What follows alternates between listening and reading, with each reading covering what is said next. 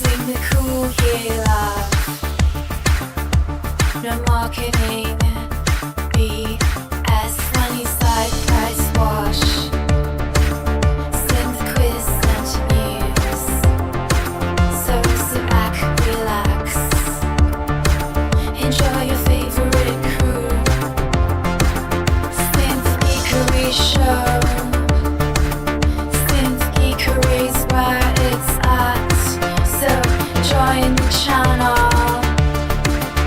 and come on for a chat.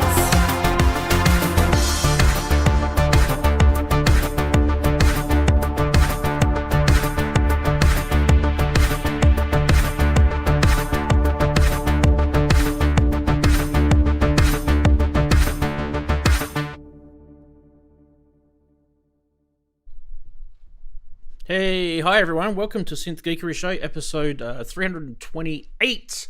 It's the NAMM time. Hooray! Yeah, it's kind of like that, isn't it? We're hopeful, and then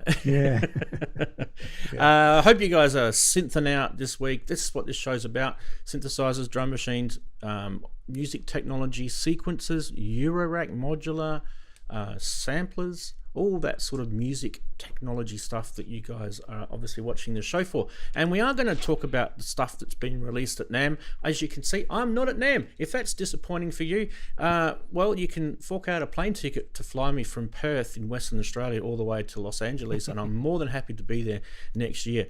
Otherwise, I'm going to sit on this nice little chair here. Because there's no way I'm forking out for that plane ticket. Right, we have got a fantastic group of people here already. We've got Daren and Chris and Ian, and it's not Andy. I think Andy said he wasn't coming on the show, isn't he? But he's there, so he's probably sleeping in. Big shout out before it disappears into oblivion is to say thank you to Smithy, who put the 50 Australian dollars through. Thanks very much. The big orange bill. Well done, mate. Thank you very much for that. Appreciate it. It's going to go towards the bills that we have to pay here. Do appreciate it. So yeah, I was just looking at the accounts actually today, and yeah, I'm going to have to probably get out the accountant and do some budget cuts, I think. There's some expenses that I'm not really too happy about having to pay, but that does help, Smithy, so well done for you, buddy. Now, one of the things I have failed to do in my setting up is getting the chatties pop out connected in my software that I use for streaming. So give me a second and I'll do that. But while I'm doing that, why don't we go around and say, how's your week been to everybody? And we'll start with Daren. Daren, how's your week been, mate? Muted big fella. Yeah. How's my week? It's been going okay. It's been going good. I've been playing with the Waldorf Pro Team. Enjoying that. Writing some tracks. Still got Ranzee's remix. It's sort of done, but I can't stop it. I'm a bit like Chris. It's like it should be finished, but I just find little bits here, bits there, and it's probably completely nothing that's ever going to be noticed or anything that's anyone's. It's just like it's there, so I need to or add things that I shouldn't be adding. So by the time you finished, you think I like the original, that I didn't add all the rubbish afterwards in. So, but it's pretty much there and done about. So that's good. Working on another track with Chris, but don't need to get into that yet because it's still a lot of work involved. Trying to write the tracks, some of the tracks for the album anyway. I need to write a track for YouTube next week. I don't think as many people watched my last track, which is going to be on the album. Every time I mention an album on a track, then views seem to go down. So I'm going to stop mentioning it's going to be on an album. I don't know why. It is. Every time I've mentioned the track going up and it's part of an album or going to be on an album, views are very little. If I don't say anything, then the views are just normal, I'd say. So just put a thing at the end of every clip saying, oh, by the way, this will be on the next album, which you can find here. Yeah, that's clever. So yeah, other than that, it's been great. There's quite a few products that I've wanting, can't afford, but there's one that I may get.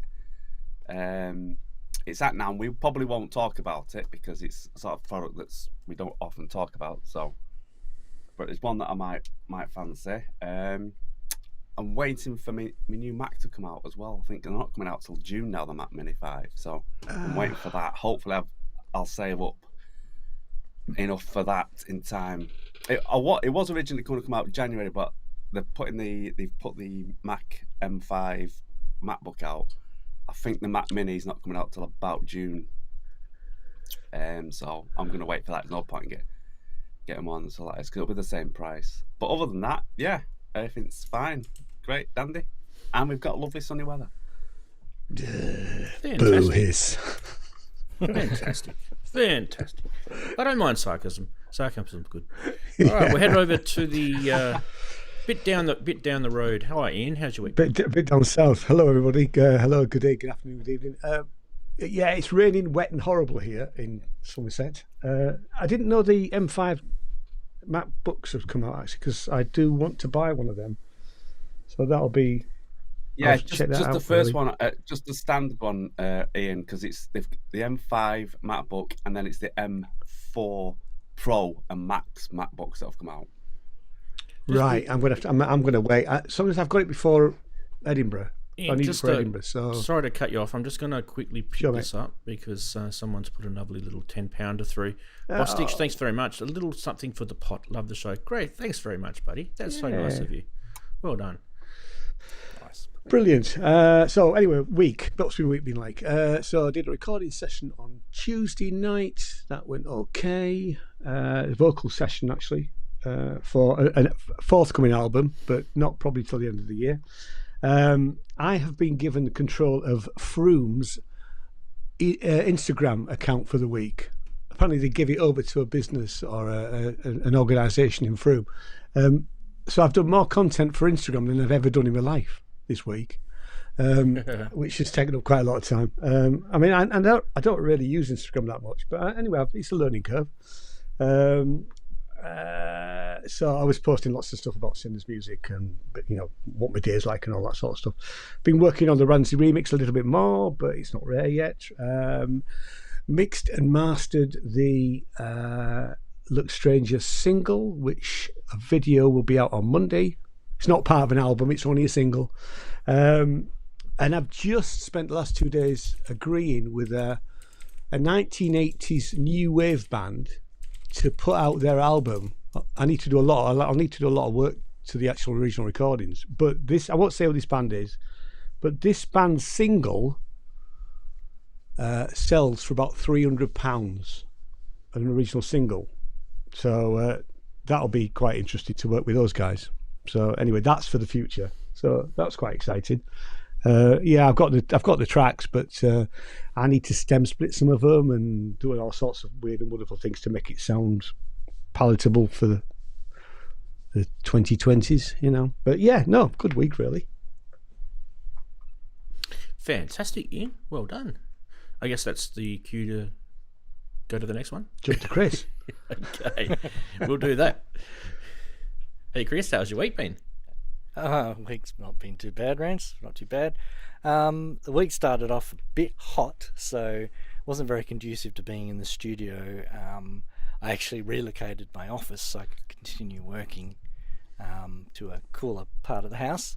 But fortunately, that the heat broke in the middle of the week, and kind of back in here again. I did do my back a bit. I suspect because I was sitting in the wrong chair for too long, but so that was a bit of a pain. Back pain's not fun, as we all know. So yeah, the work on this fella is still going along well. So no problems there. It's all going good. Looks very sexy. And there will be more close-ups later on. I will start teasing things. Work's been going on with Daren. Some vocals this week for one of Daren's tracks. It's pretty much turning into a collab. He's for me now, so certainly an honour to do collab with Daren. So that's great. Going to be fun. I had my annual review with my financial planner this year, so that was. It wasn't bad. It wasn't bad, but it wasn't like. It was actually quite a good one. It was like, you're okay, Chris. You can keep on going like this for another year, which is pretty much all I need to hear. Do you know what you need to do, Chris? Is relax, feel the vibrations. Yes, I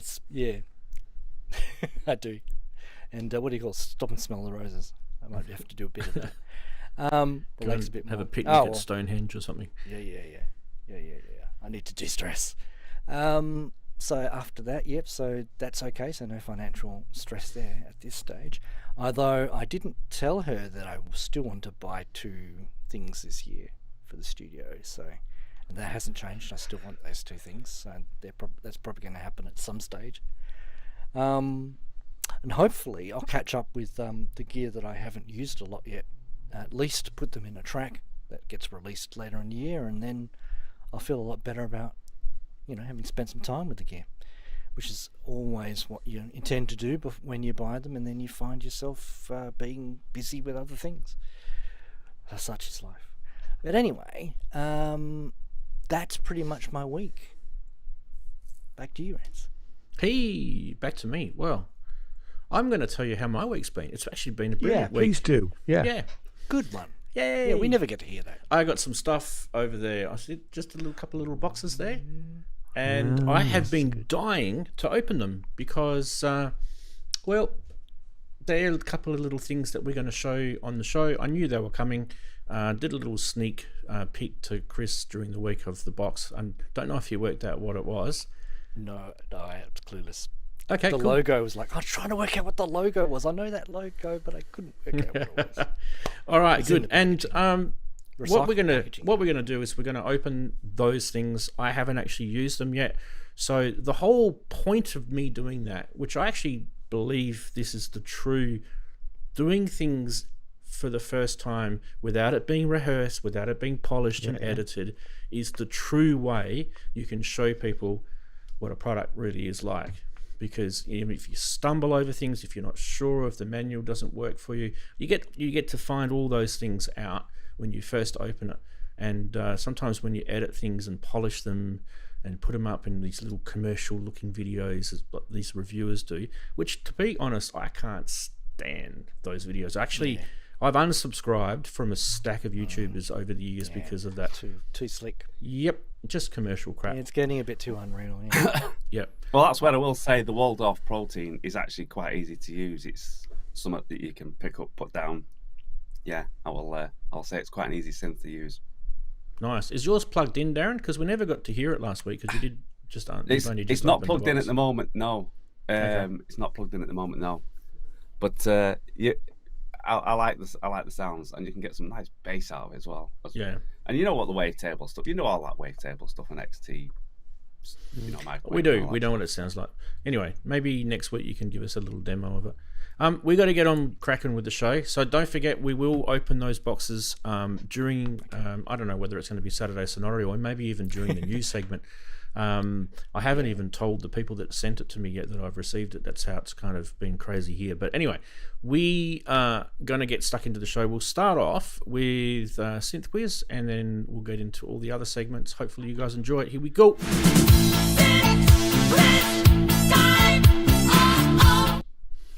We have another Synth Quiz, and I don't really understand why you guys like this segment, to be honest. It's I come up with these clues, and I'm actually clueless because I swear if I was to answer these questions that like you guys are, I would have no idea. I really wouldn't. I would be like, what is I'm glad you've said that, Rance, actually. That makes I always have no idea. I would have no idea what the hell these things are. Anyway, one day we Japanese torture show. I would love to do a Synth Quiz version where we do like a special caller in, and they can call in, and then we can do the Synth Quiz, and only they can do it on camera. That way we know that they can't sit there with their phone and Google and things like that. So anyway, that's just an idea. I thought I'd float that one. See if anyone's interested. Put your hand up. Right, first clue. For the synth quiz for this week is effects. Yes. Generally speaking, if you're wondering where these things, these words appear, usually they're in the manual or they're on they're printed on the faceplate or the user interface of the synthesizer. So it's not something that would be obscure. It's it could be, but they are things that you would find on the synthesizer, generally speaking. And there's always someone. It's not a Model D, then, is it? No. We know what it isn't. Well, if you plug the headphone out into the yeah, you've got an effect. Yes. Right. Well, there's the first clue. Hopefully you guys enjoy it. Now let's get to some memes and we'll have a look at some funny stuff. Hopefully you can get a laugh. Daren, how long have we been doing Funny Site? It's been a long time, hasn't it, mate? Seriously. As long as it's been. I can't remember how long we've been doing it. You'll have to find the first show we did it on, actually. I don't think it was that far in. I think, it's definitely within the first, probably, I don't know. I think it was one of your first, when you were saying what ideas we could have for the show, I think it was one of your first ones to come up with one at the Funny Side. Yeah. Anyway, this week, Babs, who you guys will know as Lady Aptitude in the chat, she's been busy. And she's been busy sending me Facebook memes, and also she's been posting them on synth memes and things like that. This is her first one. She's got two that she's done this week. So I hope you guys enjoy them. So there you go. If you need to sort of be pointed to where to look on this, look sort of around the modulation wheel just above where the name of the synth is, and it might kind of now you'll get it. Now you've got it. Okay, yeah, good. All right, next. This is another one from Babs. Levi, a synth. I like that. I see what you did there. Yeah. Good brand of jeans, though. I'm not going to lie. I like Levi's. They're good. 501s, I think the ones that most people get. 501s. What's the slim leg one? Is it 514s? I used to buy them all the time. Yeah. Right, and then you used to cut them off because you couldn't. Yeah. But once the knees have gone through, yeah. Intuitive color interface, 2,499. 499. Intuitive color interface, external audio output, oscillator, open source oscillator, advanced audio looper. Yep, you got it. Whoever did this meme, I would just want to shake their hand because I think sometimes you need a reality check about things, don't you? Yep. Indeed. If you're wondering what synths they are, that one on top is a new one that's been released at NAMM, and that one underneath has been one that I've been rabbiting on about for the last couple of months. So there you go. I didn't do this meme. Picture is not to scale. No, definitely not. Yeah, it's true. Yeah, one zoomed in a bit. Anyway, let's keep going. The proctologist has got your X-ray out, and I like that one. That's something good. other than a Volca. This might be a Korg product, but it isn't a Volca, and you might find out what this is during the news segment. And if people are already getting anal retentive about it, then I can't help you. This last one, I don't know why, I've got the weirdest sense of humour, but talk about weird AI music or talking about weird owl music. I love it. I really got a good laugh out of this one during the week. Anyway, because I've got stupid sense of humours. That was a good meme. All right, okay. Let's release the meme poll in the YouTube chat. So the poll is rock and rolling. So let's get it started. ! Vote with no spaces and then a space, and then you put the number that corresponds to your favourite meme. 0 is the Gaia. 1 is Levi, a synth. 2 is Levi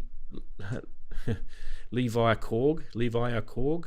3 is the proctologist. 4 is weird AI music. Get your votes in, people. Zastruga, you'll need to put ! Volta. There you go, you got it right. Good job. Yeah.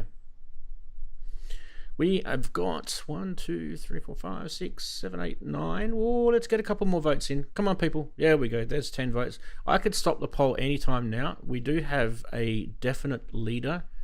Oh, hang on a minute. Maybe I won't. Oh, oh my goodness me. We've got a tie happening right now. Oh, jeez. We've got 3-way tie happening right now. Come on, people. Do it properly. Do it properly. Come on, DG.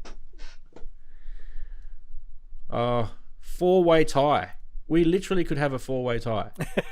I don't know what to do with this. It's going to make my end of year meme thing. Come on, people, vote. Nightmare. I'm going to have to make a call on it. You're going to have to do a count back. All right. Let's stop. Penalty shootout. Let's stop it. Let's stop it. We've got a 3-way tie. It was a 4-way tie at one stage, and now it's a 3-way tie. And here is the results. There is a tie between the Gaia, Proctologist, and Weird AI Music. We've got 3 memes that have got 4 votes each. There's definitely more than 10 votes, so that's good. Guys, you guys here, the 4 of us, we are going to make a call on which one it's going to be. So we're going to choose between the 3. We have to make a call, because I did actually think about this years ago, and I thought, okay, if we do have a tiebreaker, we're going to have to make a call on it. I like the power. The power. It's going to my head. Okay, so first one is well, Don't let it get too much. That's the weird AI one, right?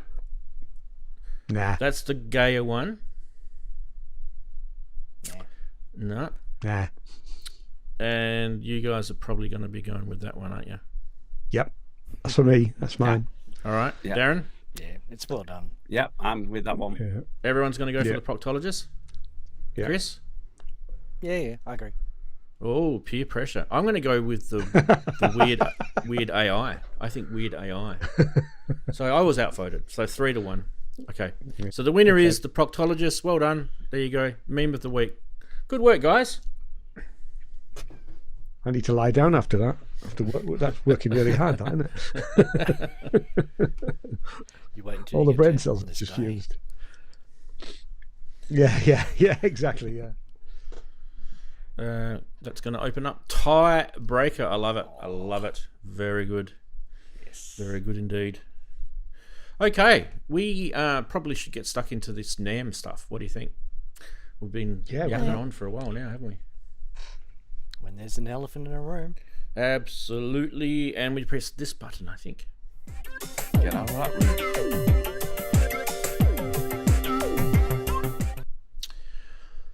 Wow. Well, let's start with this one, hey? Because I think it's the best one to talk about first, considering we are a synth show. And Ian, you are popping down the bottom corner. There we go. All right. Leviasynth is how I'm pronouncing it. Tell me if I'm wrong, guys. Yeah, that sounds That's good. how I'd say it. Yeah. It's been a while since ASM brought out a synth. Obviously, the last one was the Hydra synth, right? And they made a couple of different. Yeah, there was the Wind controller, but yeah. the wind controller thing, wasn't it? That's the last thing. The wind synth. The wind synth, yeah. Correction, Yeah. So this is their third major product, I would say. Anyway, so I'm going to dub this the Hydra Synth 2. I kind of feel like, you know, if they were to bring out a new Hydra Synth and make it better, it's probably going to be this. Now, I know a lot of people are going to probably say, it is nothing like the Hydra Synth. What are you talking about? Well, that's right. That's why it's a 2. It's like, it's different. It's different again.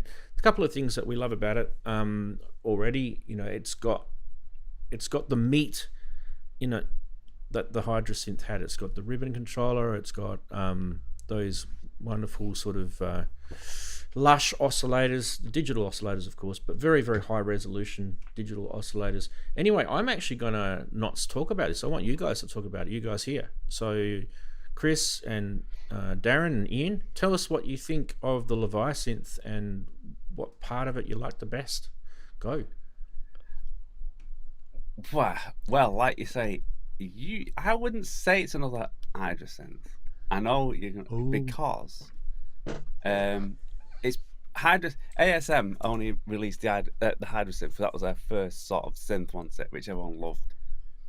So you say this is like the Hydrosynth 2. This is just another product in the ASM thing, built and with the looks of a Hydrosynth, because this is sort of FM style, isn't it? And some more, yeah. And, well, obviously, and some more, yeah. So I wouldn't class it as another Hydrosynth. I'd say it's built and got the looks of a Hydrosynth, but it's just another product in there. Obviously, be going to grow range. I think it's mental, basically. It is pretty bonkers. I don't know really how much to explain it. I mean, it's kitchen sink. It's definitely a high-end synth. Like I say, it's that going to be their sort of premier stuff at the moment. It's $2,500, isn't it? Or 2,000 for a desktop. And I presume they're going to bring a deluxe version out like they did with the Hydrosynth at a later date, which is going to be mental. So it's going to be built as good as the Hydrosynth. Even the Explorer Hydrosynth's built quite well. So, I mean, I don't even know what to say about it. It's just like you just want to get your hands on it and mess about with it. You do. You do. It's bonkers. I'll let someone else have a. Yeah. I was going to say, it's like being given the keys to a spaceship, basically. Yeah, once you get delving into this is all yours. Once you break through it, it costs so much that you really are scared of crashing it, and but you really appreciate how powerful it is. But but it is a different experience to the Hydrosynth. Yeah. They did say that some of the easier functions are not like the Hydrosynth are. It's a little bit more sort of you're gonna have to use your brain a little bit more getting into this. It's not quite as. It's a little bit nerdier, I think. I think it's a little bit nerdier than. So for all you nerdy sound you generating get very nerdy people in the Hydrosynth, the deeper you go. But this sort of gets you into those weeds a bit quicker, I think. Yeah.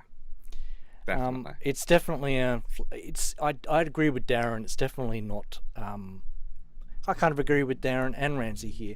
It's kind of, to me, looks like in a parallel dimension, this could have been their first product. As in, they kind of, when you think about it as a designer, you're probably going, well, I want to build the synth that does all these things I wanted to do with using the latest technology that we know how to master, etc., etc., etc. And you're probably going, now, God, we got to decide whether we're going to go algorithmic route or whether we're going to go wavetable route. What's going to be the best thing to try first? I reckon this is just basically was on the short list and it came up number 2. It was always intended. This, I reckon, was very early on in the design phase, one of the routes that he was going to go.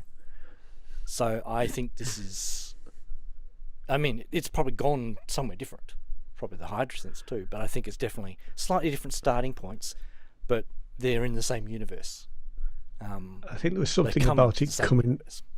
Yeah, there's something about it. They started developing it fairly early, but they had problems with memory and processors, things like that, and so whether that meant they had to reinvent what the original idea was. I mean, I have to say, I thought, oh my God, another bloody synth that I want.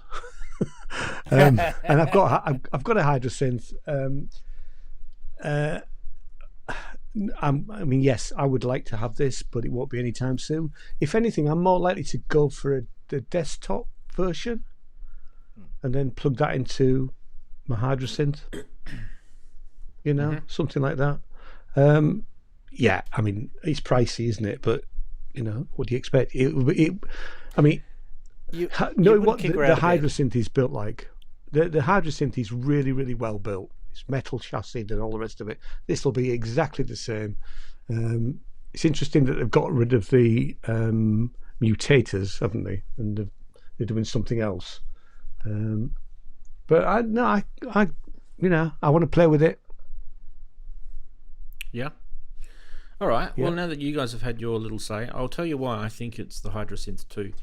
And that is because I always really wanted to have ASM bring out an FM synth with analog filters. That's why. And it's basically one of the reasons why I didn't buy a Hydrasynth. So this, to me, is actually what I would prefer. Because I actually feel very comfortable in the realm of FM. I do think it's bonkers, like you said, Daren, with the FM stuff. It absolutely is. Like, they've gone to the nth degree. FM8 style. They've actually, pretty smart guys. They've looked at, I think one of the guys that works at ASM is actually an ex-Korg employee too. One of the engineers. I think you're right, yeah.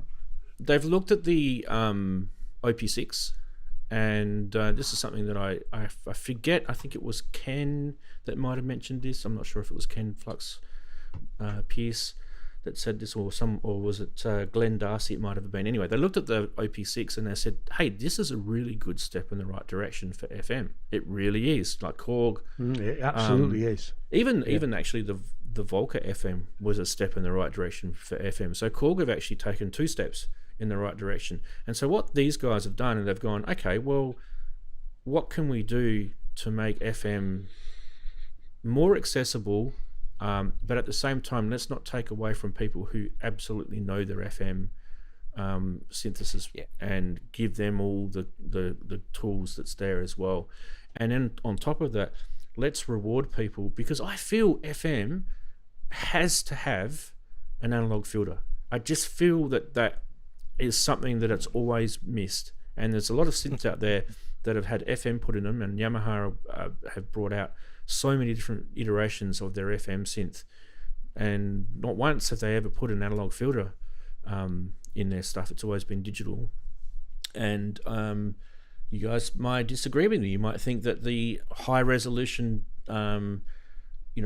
digital filters that are in the ASM range that were on the Hydrasynth as well, because they've got emulation filters, like they can do MS-20, they can do Moog, all sorts of stuff on their digital stuff. It's probably pretty good.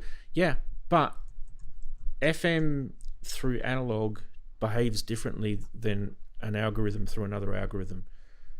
And I just want you guys to just have a little scratch of your head and think about why that would be from an electronic point of view, but also from an audio synthesis point of view as well. So for me, there are some other synths out there that have got FM and they've got analog filters. I don't know. Actually, you guys can see if you can guess what there are, and let us know in chat. But it ain't a Leviathan synth, that's for sure. I do really, really like this. I think this is actually insanely good. A couple of other things that I really like about it is the arpeggiator section is absolutely, like you said, Daren, bonkers. Bonkers in a good way. It is so good. They've got the sequencer. They've got the 32 slot mod matrix, which you mentioned, Ian. They've taken away the mutators, so they've gone with that mod matrix kind of idea. But I kind of feel like that actually works better when you're looking at FM and algorithms and operators and carriers and this sort of stuff. Matches the paradigm. It does. Otherwise, you're going to end up getting confused about what world you're in terms of synthesis. I feel. The sequencer is pretty cool, and I say that with respect because it is pretty cool. It's not like, oh, it's okay. It's actually pretty cool. There's a whole bunch of features in that sequencer, and the Hydrasynth never had a sequencer in it, No. So just the arpeggiator. I mean, it's probably a similar arpeggiator because that one's pretty bonkers in the Hydrasynth. it is. It's an awesome. There's lots of opportunities for different sort of and as they've got with their Hydrasynth, there's a patch manager which you can use on this thing, and they've actually had this out for a while with people who have been writing patches for this, and some of the patches are frigging impressive indeed. Like these sound designers that are out there that have written patches for this, wow! Like you guys who have written patches for this, seriously, you've done an amazing job. Even the ASM patches that they actual company themselves wrote are actually really, really good. I mean, like, you've got Glenn Darcy at the helm. You know, he's a good operator. When it comes to, you know, if you look at the history of what he's had his hands on, you know, there's some Arturia stuff that he's had his hands on. They were really good products that came out from Arturia when he was with them.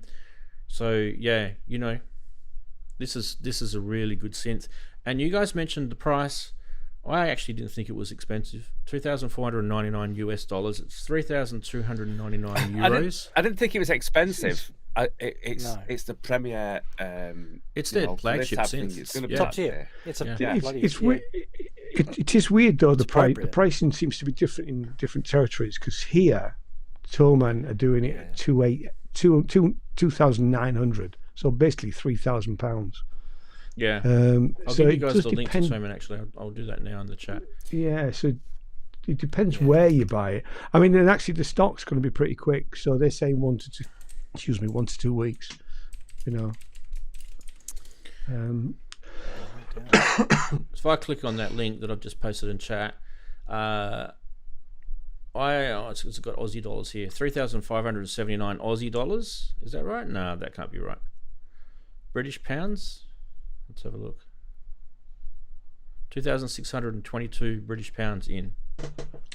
That's interesting, because mine says 2,899. Isn't that interesting? Oh, you know why? You know why? Why? I reckon. Oh no, it says including VAT. Prices including VAT. Yeah. Oh, okay. That's weird. Let me see if there's anybody local. Maybe it's because I'm in Aussie land. It knows I'm in Aussie land. Yeah, they're converting it then, aren't they? Probably. Maybe, yeah. But so currently the best place. Top right hand corner, step 2. Want it in Great British Pounds, GBP. My friends at Gear for Music, 2,799. No, they're all right, actually. No, I reckon Ian's on the money. I think when you're in like Australia and you go to a Thomann and then you change the currency, it does a conversion based on the currency exchange. Yeah. It's not to do. Right. Guys in chat are talking about tax and import duty. Yes, it is the reason why the synth is different prices in different country. But we were specifically talking about why is Ian getting a different price in British pounds than me in British pounds, and it's actually. It's that conversion. Sorry, the best place if you're in the UK to probably get it is Anderton's. Anderton's are doing the same price as Gear for Music, and I bought stuff from Anderton's. I've also bought stuff from Gear for Music, but Anderton's are decent blokes, really.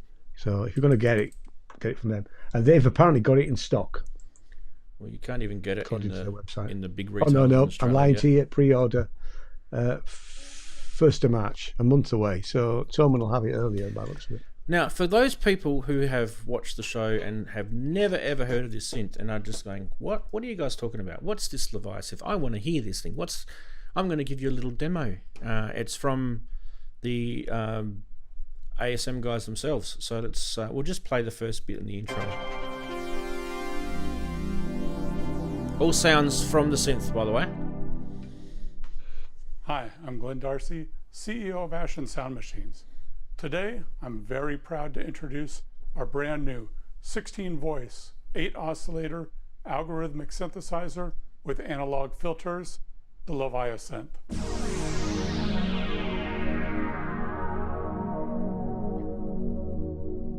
This video will be mostly me describing the features. If you want sound examples and playing videos, this one is not for you. Whoops. Did I do the wrong one? I did probably the wrong one. I do like the look of the desktop one, though. The desktop does look really cool. Sorry, I'm going to go sort that out while you guys talk about the desktop.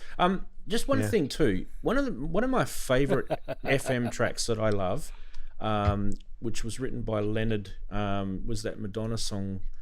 I don't know. Forget the name of the Madonna song now. I've gone mental blank. It's like a ballady song from the 80s, and it's full of FM. Yes, Without Trace. No. Let me find out. Sure. If I Live to Tell. If I Live to Tell. That's Live the to one. Tell. Oh, Live to Tell. Yeah. Yeah. Right, yeah. Live to Tell. That's that's my Great favorite song. Madonna song. Yeah. Yeah. So it's full of FM synth. Ding ding ding. Yeah, I seen a guy on YouTube do it on DX7. Yep. Yeah. And I was Probably just seen thinking the that same. this would be a cool synth to do that on. Oh yeah. Mm-hmm. Yeah. No, All right, it does. just- Yes. Let's watch this guy.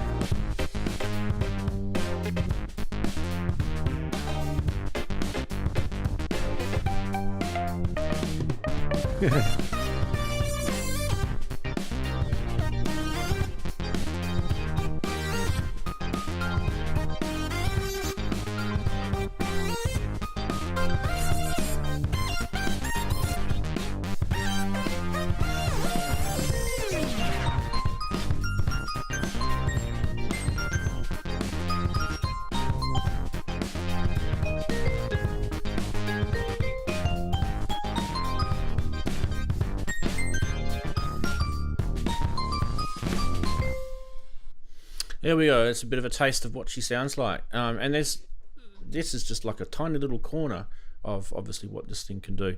So yeah, there's the Levi synth. I dare say we are going to be talking about this thing for a long time coming into the future. Yeah. I have to agree with Dead Man Walking. agree. That demo is a little cheesy. Oh, they always are. You know, They always are. Some are cheesier than others. So. yeah. The thing is, if you're going to kind of show the capabilities of this being like an FM synth, it's going to have that cheese factor about it. Yeah. It's always going to be. So it has to be it's true. recognizability. Yeah. All right, we will move on to the next product. Now, there's not a massive amount of products I'm going to show today because I've filtered a few of them out, but I feel like we do have to show this. Hey, Ian. I know. We do. Yeah. It's Um, not the bonkers. It's big. It's bloody huge. Yeah. Fills half his studio. So you guys might remember the MPC It's X. meant to be your studio. MPC X was the previous iteration of this, and now this is the MPC XL. Wow, this thing's huge.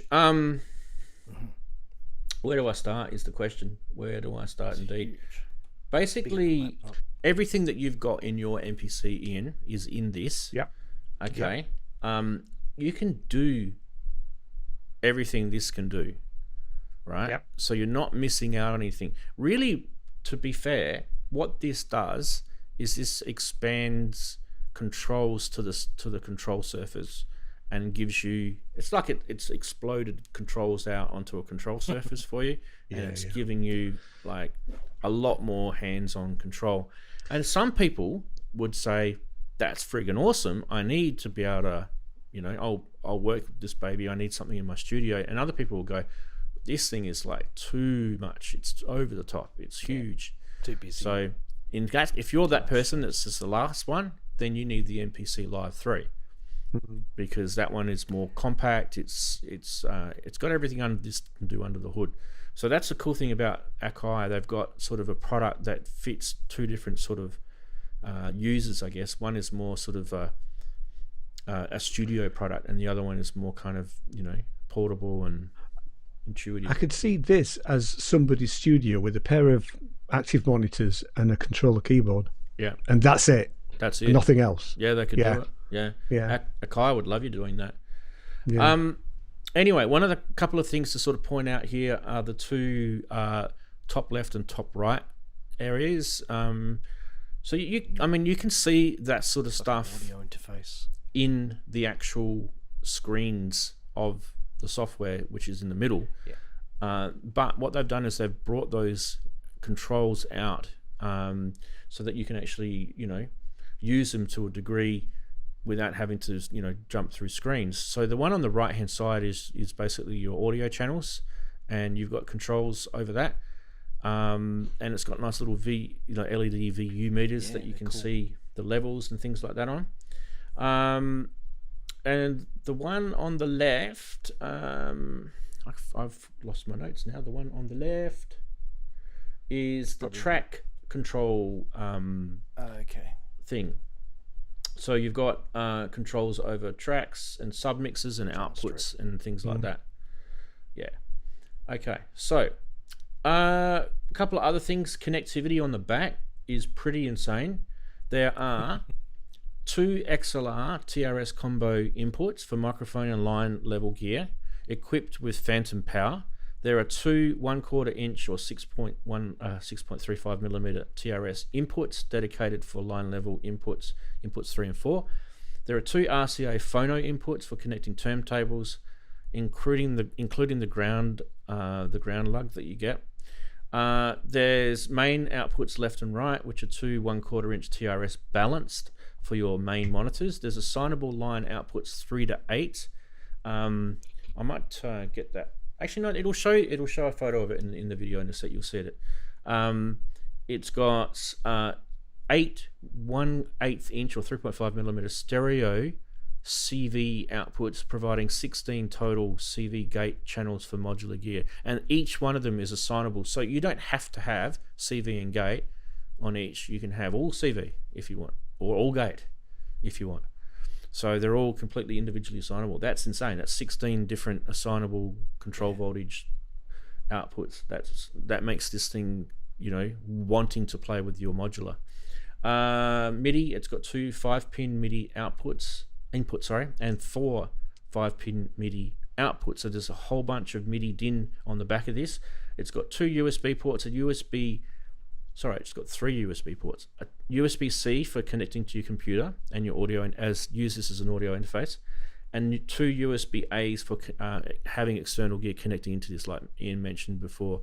You can plug your keyboard into this, or you can do what I used to do, or still do to a degree, is you can put USB MIDI connections into this, and then it expands your MIDI out and all sorts of other cool stuff that uses anything that uses class compliant audio or class compliant MIDI.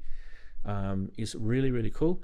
19 volts power. Price $2,899 is the US price, £2,499. Australia, we're looking at probably around about the $5,000 mark, maybe a bit more. Chris, I think that's going to be hitting about $5,000, which is a little on the pricey side. Yeah, a little on the pricey side. Over the TR1000, isn't it? Yeah, I kind of thought that when the MPC X came out years ago as well. I kind of thought it was a little overpriced. Personally, just me. Daren, I don't see Daren. I'm guessing, mate, that you're going to be a little bit more like me. This sort of thing you don't really need, right? Because you're kind of thinking more what's portable. Yeah, I'd say this is basically. I'm setting up I've got a small studio, but I don't want to do a computer studio. I'll get this, and that's probably all you need, like you said. It's got the audio interface. Doorless. It's kind of the ultimate doorless setup. Indoor doorless. When we say one box music studio, this is sort of it. You can add a few things around it, but like you say, you'll be sat there with your monitors in your small studio. What more do you need? Maybe 2 turntables. Which is great because there's very few things that you can plug turntables into, actually. So that's quite cute. But other than that, it's just like a one box for everything. You will get if you decided to do that. I'm telling you right now, and you had a history of understanding and using DAWs, you would get frustrated with this if that's your only thing you could use. Yeah. You would need to definitely have a laptop to the side. By the way, this actually invites you to connect up to something like Ableton. Akai and Ableton have had a very close relationship over many years too. So this does have some similarities to the way Ableton workflow works as well. Like the first push that came out was actually built by Akai. So just so you guys know,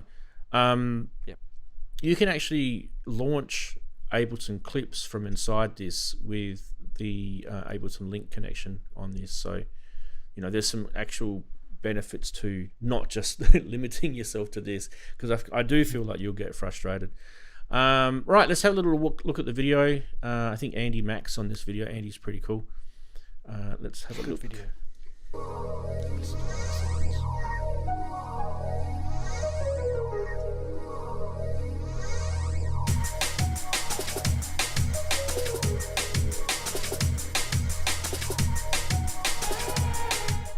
Hi there, I'm Andy Mack from Akai Pro, and today I'm going to present to you in this overview our flagship, the MPC XL. This is the pinnacle of standalone music production. The MPC XL features our brand new 8-core processor, along with 16 gigabytes of RAM and a 256 SSD drive for all of your factory libraries and saving your projects. We've also added our brand new MPCE pad technology that allows you to glide between samples, add in effects for everything from filters to modulation, and a brand new one-to-one control surface layout that gives you dedicated function buttons for all of your classic features, from stem separation, ranger mode, clip matrix, to mixing and track edit. At the center of MPC XL is our brand new 16 function button step sequencer with RGB visual feedback, which is perfect for electronic music production to your live performances. Above the step sequencer are the 16 touch capacitive cue links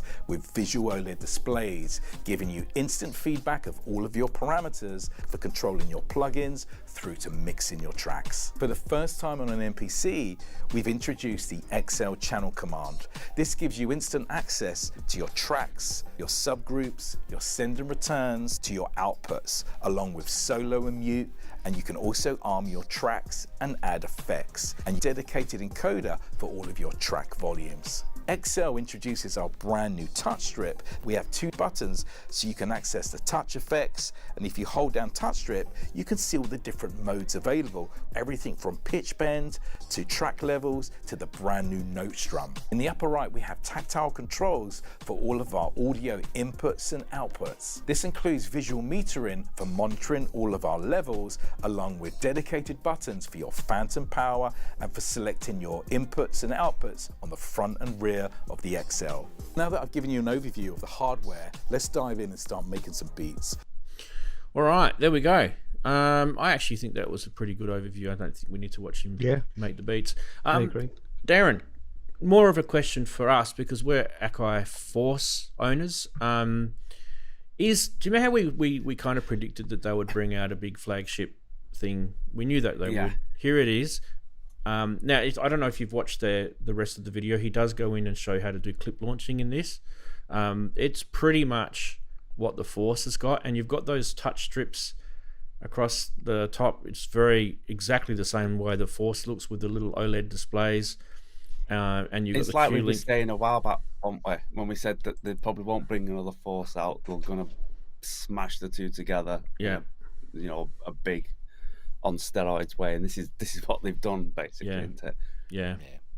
Do we probably say this is the death of the Force, or do you reckon they'll still have a Force product? What do you think? What's your prediction? I'd say it's hard to make predictions because you never know. Sometimes they go off on a completely different tangent, but I'd say that's the death of the Force. I would say. I mean, the difference between it's obviously you're not going to be able to take this out unless you're really seriously insane.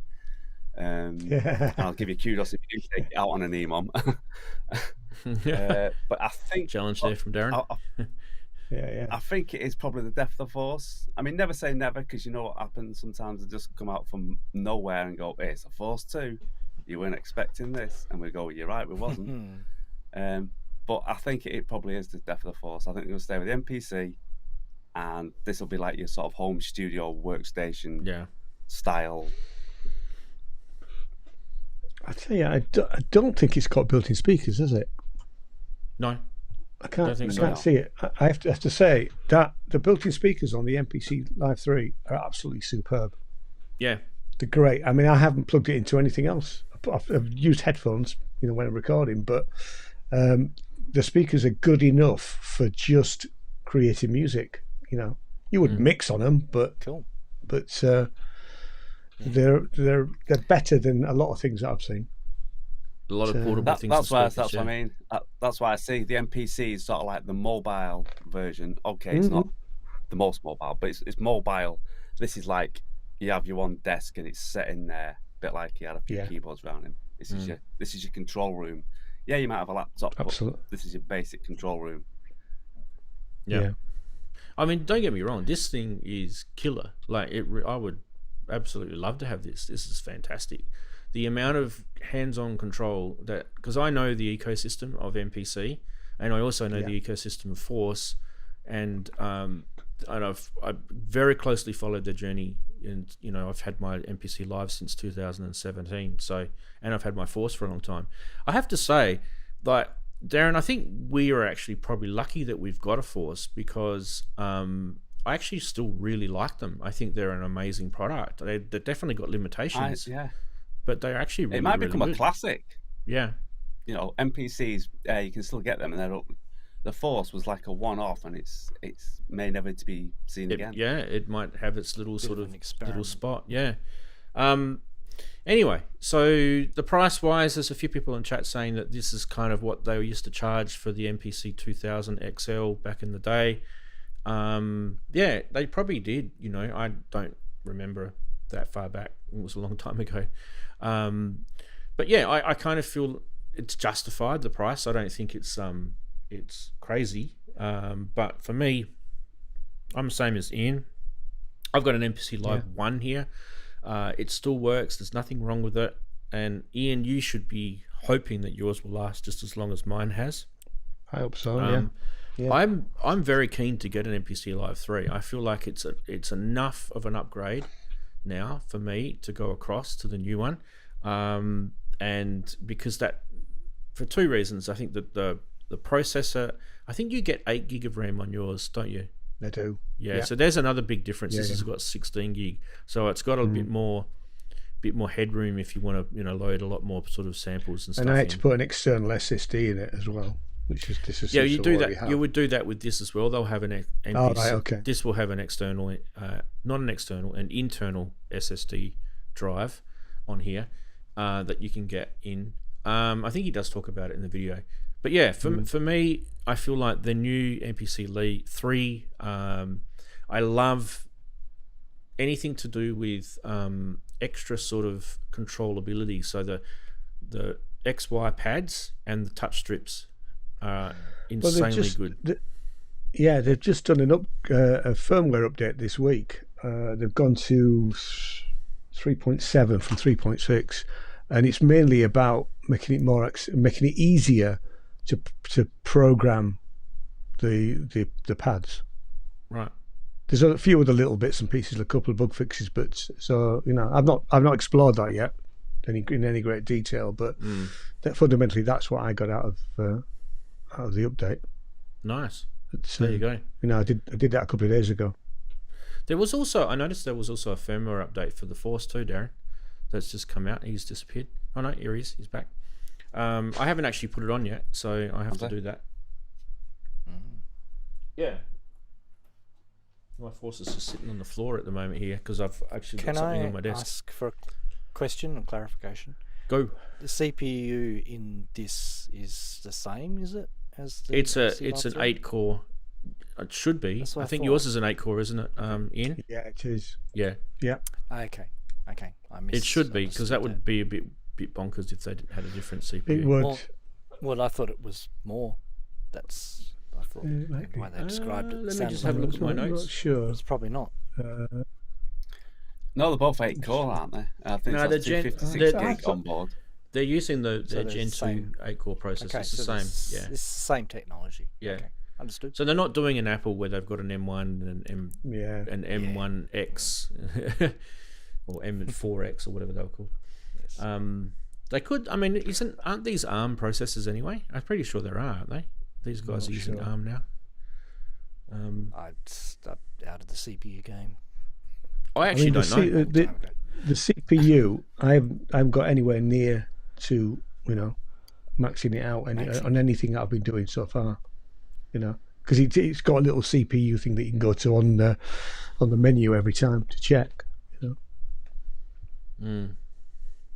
Don't forget too, like we kind of have come through that world of computers especially Ian and I, we've been through computers for many years because we've done computer science, and we know a little bit about how computers have worked. But in the last probably 5 to 10 years, the whole marriage between memory and CPU has changed a little bit, because they have improved that whole relationship, the way memory and CPU have worked. In the past, you especially with the Intel-based machines, right, you would actually need to just keep getting bigger and faster CPU and bigger and overclocking.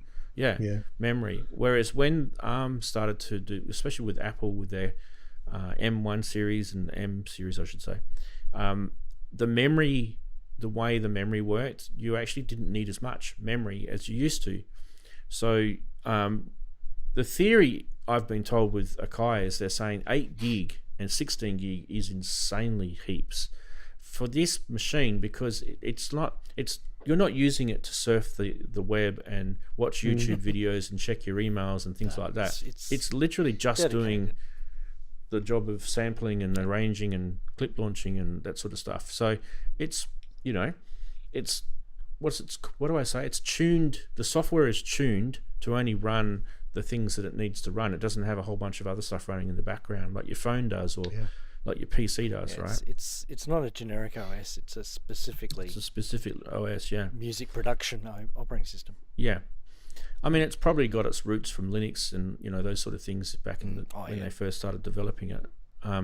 But it's tailored. So when we talk about 16 gig of RAM, the point I'm trying to make is 16 gig of RAM doesn't really flatter you when you talk about it as a number. If you were just going and buying a new laptop, you'd think, 16 gig of RAM, that's not very much.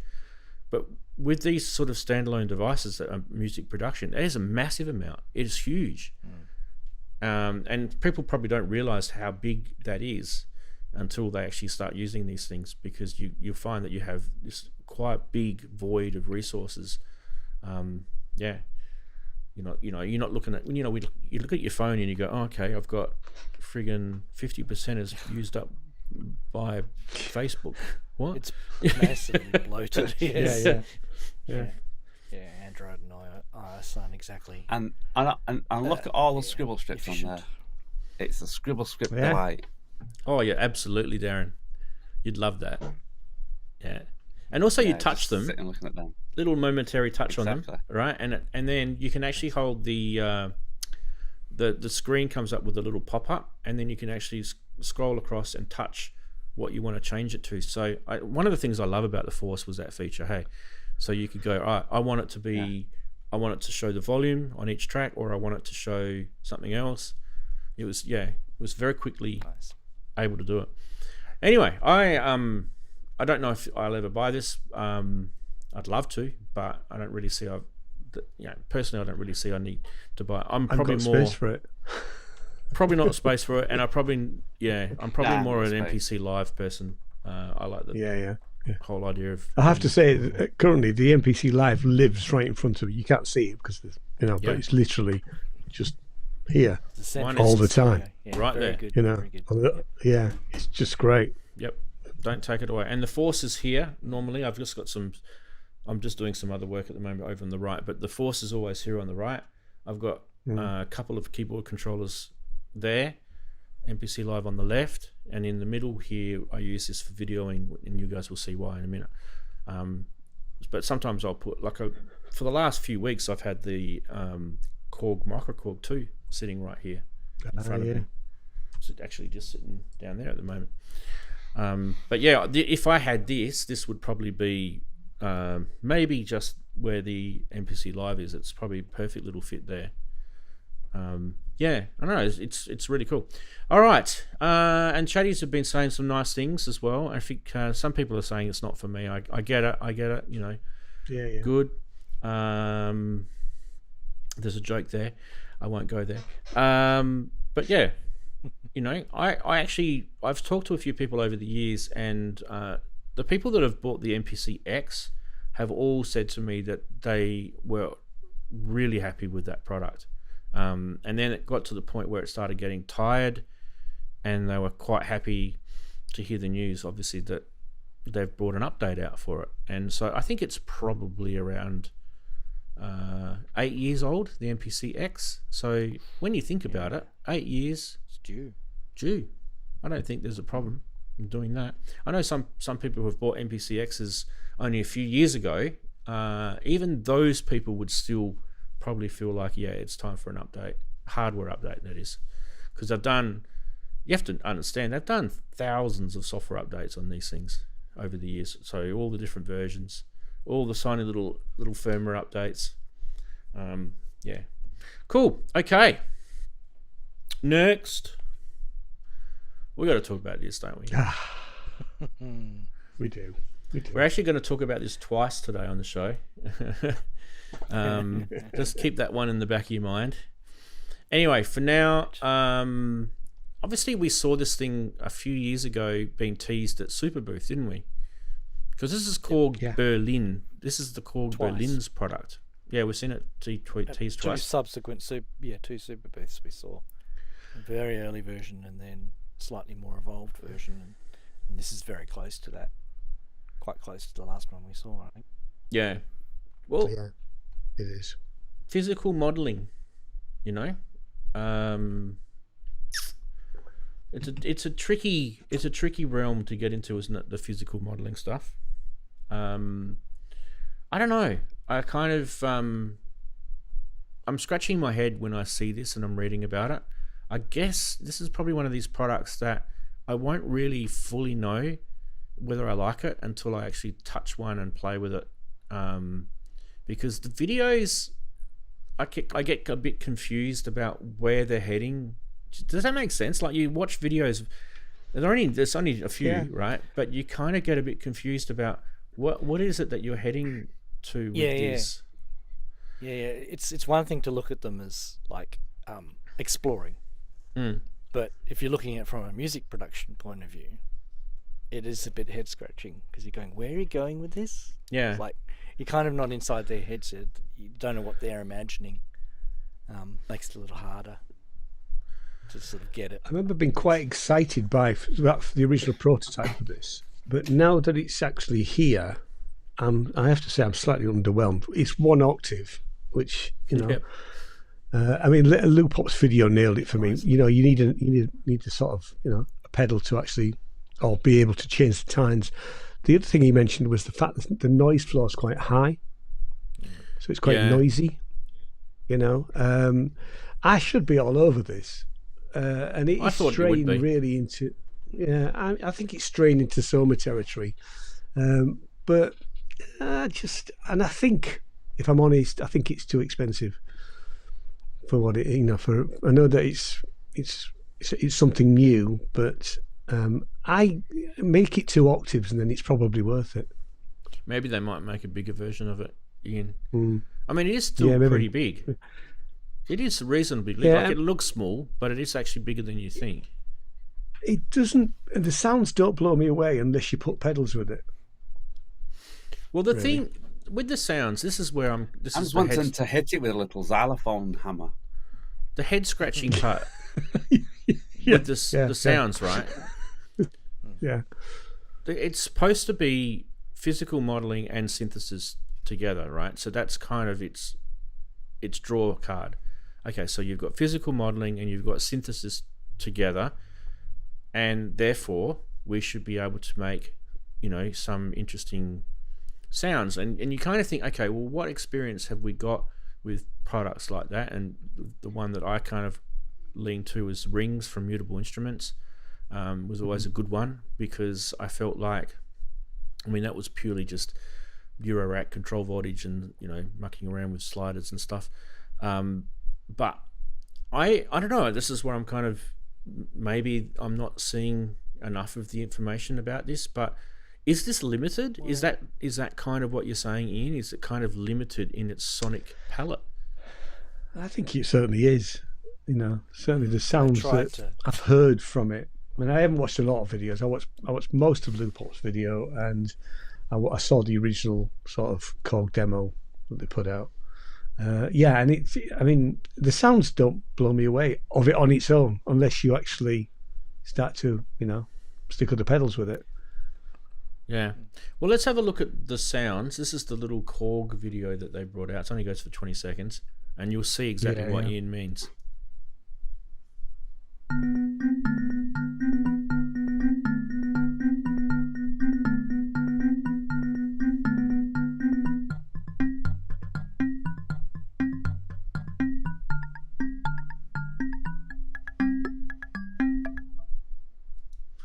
So it's cute. It's, you know, yeah. Oh, wow, you can put coins on it. I did the whole song. Spent time doing it. It's like Ian says. It's sort of, you see all this, you know, been going for 2-3 years, all the experimentation, and then you get that, and then you go, oh, it's. So, I did the whole song. Is that, I did a whole song with just a kalimba and pedals, right? Yeah, and I'm sure, and it didn't sound anything like that. Mutable Instruments Rings does more than this. That's what I'm. That's the point I'm making. I think they've tried to make a Mutable Instruments Rings, but more in the physical world. Yeah. So it's basically a rings in the physical world. So you can. I need to play with it. I really do. I'm tongue in cheek when I say that, guys. I do. I need to get my hands on one. I actually need to find out more. I did watch the Loopop video. I did watch the Red Means recording video. Darren, did you watch Jeremy's video? I didn't see that one. No, I've seen Loopop's. Yeah, but it's a great technology that they've tried to come up with. You know, the resonating and everything. But it doesn't inspire. I think this technology, like you said, Darren, the technology they've come up with. You know, in 2 or 3 years' time, they'll have something else that'll be amazing, and this isn't it yet. This is version 1, this will be like, or version 0.1. Maybe version 0.1. Yeah. This is where they got the technology. It's not there yet. Right, to use it in. But what are they? Going to come. Seriously, what are they doing? How long do you need? It's been 3 years. Yeah. How long do you honestly? Or do you think they couldn't make their mind up what to do with it? Maybe. Yeah, I think Darren, you hit the nail on the head. Or you've hit the. Yeah, wondering. Remember with the mallet. Spent a lot of time creating the mallet on the but they couldn't actually see where to go with it, and they thought, well, we've had this big amount of money to spend doing this thing. We've got to release a product at some point, but where do we go with it? I think you could have a lot of fun with contact mics in Eurorack. You could probably. You know, achieve this with the Soma gear. Yeah, just give me a sec. There's a thing here I have. If I can get it down. Oops. So this thing. There's right? more melody in that. Yeah, it's got a little kalimba thing, right? It's got built-in mic. It's got a built-in contact mics. You can do all sorts of. You can take these off actually. But you can do all sorts of weird and wonderful things with that. It does need effects. You need to, you know, I use reverbs and all sorts of things. But it's great with the microcosm. So, they're about, I don't know, 300 quid, something like that. Leaf Audio. I remember it. They've got a version 2 out now actually. You can tune the tines on these things to do what you want. It's dusty. But that's got so much more going for it. Yeah. You know. Yeah. And well, lost me. Yeah. I'm not going to say no yet. I definitely have to get my hands on one. I want to see what this marriage between the physical modeling and the synthesis is. You know, because obviously it's got some sort of, you know, user interface that has to sort of listen to the. Maybe it's a contact mic, I'm not sure, but it has to listen to those physical things, right? In a way. Yeah, I don't know. It's intriguing about it, and they've got a plan, and this is looking good for something. I'm presuming anyway. I'm just going with common sense there that they think there's something great about this. Imagine bringing one of these to like a you know, a gig, and you've got like all these piss heads and the beer's spilt on it. Yeah. Yeah. I wouldn't say it's a product that if you close your eyes and they say this is a brand new product that's took years to develop, and then they play that, you'd go. And then You'd probably burst out laughing. You go, we've just made another flop. And then And let's face it, Cog you open your eyes. over the decades have created quite a few They flops. could have rung up Back Eye Dan and gave him a go at it.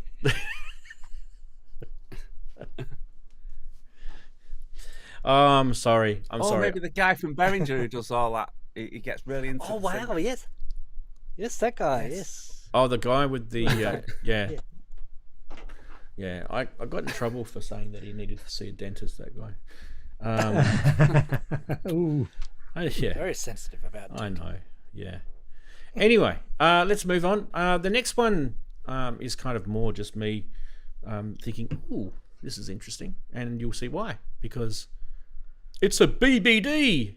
And I love the brand name, NIF. It's a NIF BBD. What is it, like a Kiwi brand or something? It's not. Kniff. Yeah, Kniff. Kniff. Kniff. Kniff. I had a BBD. Yeah. I have to show you this video.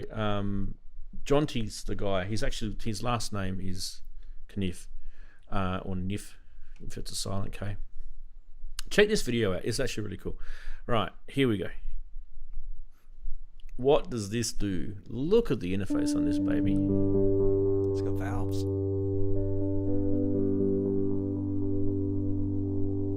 A valve. A valve.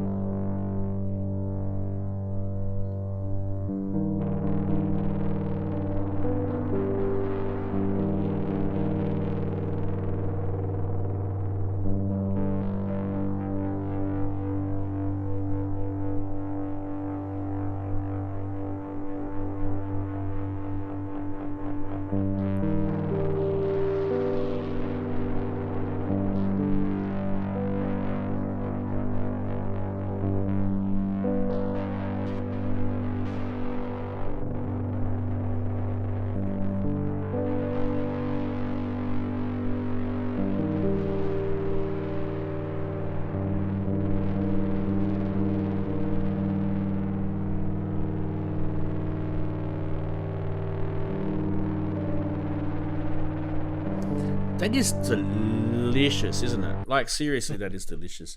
Okay, hand on my heart, I love BBDs. You guys know this about me. And I especially love BBDs where they've given you all the access to everything that you could possibly make it do. This is basically a BBD lover's gateway, really.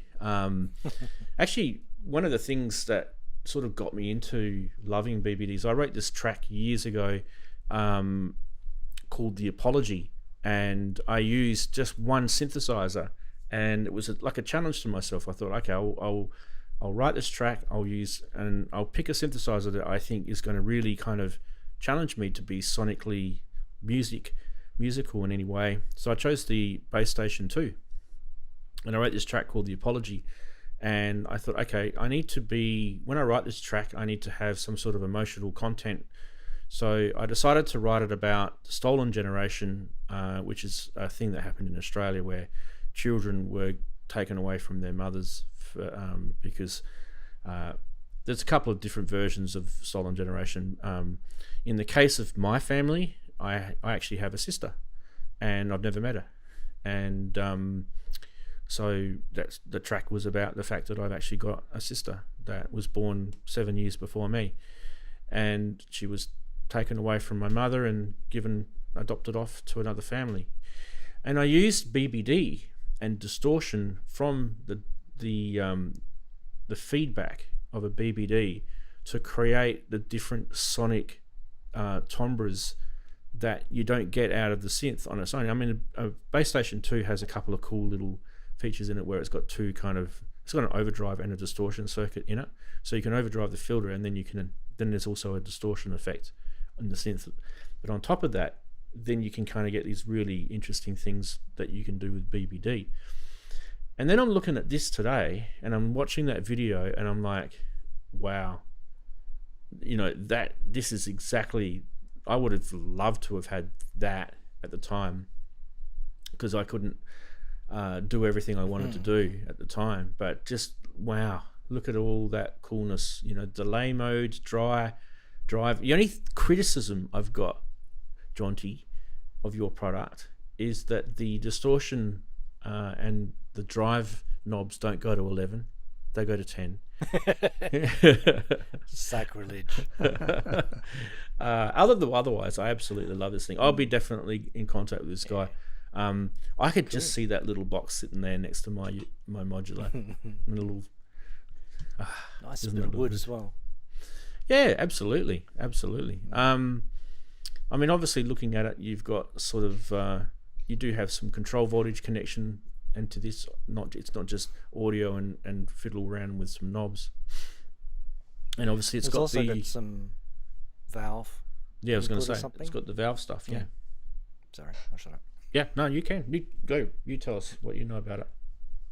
No, I don't know anything about Oh, it. okay. I was just waiting for you to say it, and I got impatient. Yeah. You saw the valve in the video. As I do. Yeah, it's got 4 valves in the back of it. There's a picture on their website with showing the back. It looks amazing. It is. It's really cool. I mean, if you guys are into bucket brigade delays, something like this is really kind of like the Rolls Royce, isn't it? When you think about it. Could you imagine, Ranz, if he got this and he made an identical one, but it was a phaser? You had them both side by side. The guy is obviously, he's into bucket brigade delay porn, obviously, because there it is right there. If he can do that, mate, he can do the phaser. I've just seen the price. Oh yeah, she's a little. Oh dear. Yeah. Boutique, shall we say? Oh, handsome. Yeah. Yeah. Take my money. Oh hell. I just won't eat for a month. Take my car. Yeah. I don't want to take. It's great. I don't want to take away from this guy because he's done an amazing job. But if you did want to get a product that's kind of a more affordable version of this, Erica Synths do a thing called a black BBD Eurorack module, and it's actually pretty cool. It's probably about a quarter of what this can do, though. So, I've got that. It's sitting right there. I love it. I use it all the time. It just kind of really, really weird and wonky things. But yeah, this thing, seriously, that's the challenge. I would love this guy to make a Eurorack version of this. It would be a pretty big module, but I'd love to see that. I don't know if he's going to be able to do the valves, so that's the thing, Chris. Unlikely. Yeah. I mean, you just don't have the voltage, do you, in those realms? No, you don't have the well, you can use low voltage valves. It's not the same thing. No, and then you can use VFD displays and things like that, low voltage versions that give you that kind of flavour, but they're not the same as a pentode or a triode. Yeah. There we go, the NIF or KNIF BBD. Go check it out. All the links will be in that blog article that pops out around about 6 o'clock UTC or GMT? Yeah, same thing. Right, next. I think a couple of interesting Behringer products have snuck out. They're at NAMM this year. They've brought out a Behringer Model D in their little Bolker format. This is the D Mini. So this, if you're actually at NAMM, you can go and play with this. There's a couple of products I've got there. So This is basically, I think it's just a single oscillator. From looking at, there was a bit of basic information that I was watching on one of the videos. Single oscillator, so it's not like a proper Model D with 3 oscillators, right? And it just has that same sort of user interface that all their sort of mini things have got now with the touch capacitive keyboard, the sequencer. It does have the Moog ladder filter in it. It's not a bad idea. Honestly, it's really not a bad idea. What do you guys think of this? It'll probably be about $99, by the way. Yeah, I think buy a kid one for Christmas. It's not Yeah, for you, it's always eh? good to have It's for your that. kids.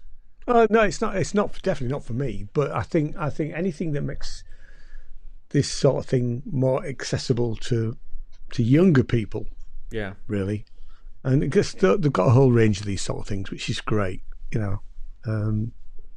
But yeah, no, it's definitely not for me. But you know, I've got the Behringer Model D over there, so Yeah.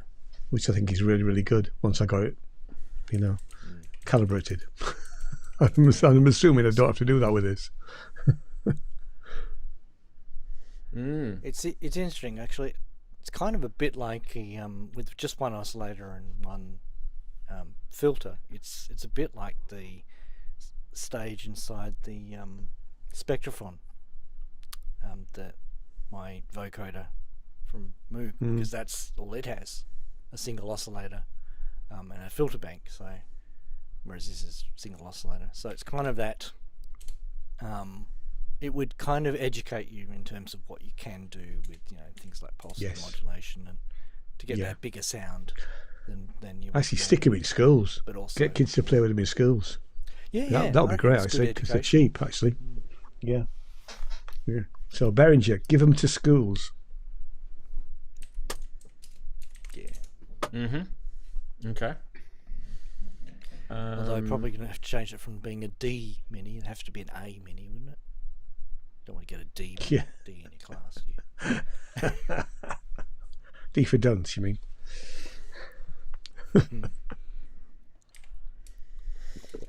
Anyway, we will keep going. Yes, that's a mini, super mini.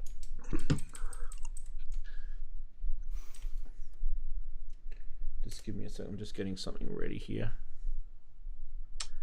Yes, traded to live in. They are like the touch plates on a Microfreak. Yeah, the That type capacitive. of capacitance. Yeah, the more skin on them. Yeah, you don't want to have wet hands playing with them. No, They don't they like don't. wet hands. No.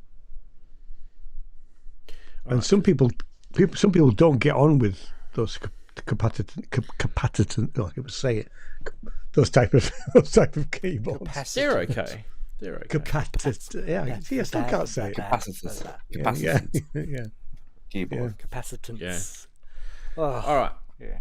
Should we go to the next NAMM thing that I picked out was this, the Casio sampler. Casio's back. Did I Maybe. typo that? No, I didn't. It's just the font looks weird. It does look like an Yeah, L. it's all right. It looks like an It's L like to me. Caslo. Caslo, but it's the font. Yeah, Caslo. Caslo sampler. It Yeah. is an I. It definitely is an I. I'm looking at the thing. Okay, see the eye. Yeah. Now we don't really know a massive amount about this thing. So Casio haven't officially sort of launched any information about it. But they're talking about it at NAMM and the information that you can get on this at NAMM. I kind of feel like this is going to be a pretty big product. I just feel they've kind of nailed it.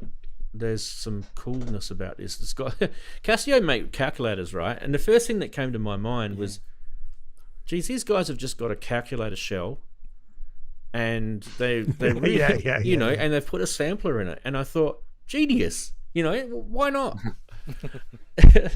We're good at making calculators, and we're definitely, you know, good at putting numbers from one to, you know.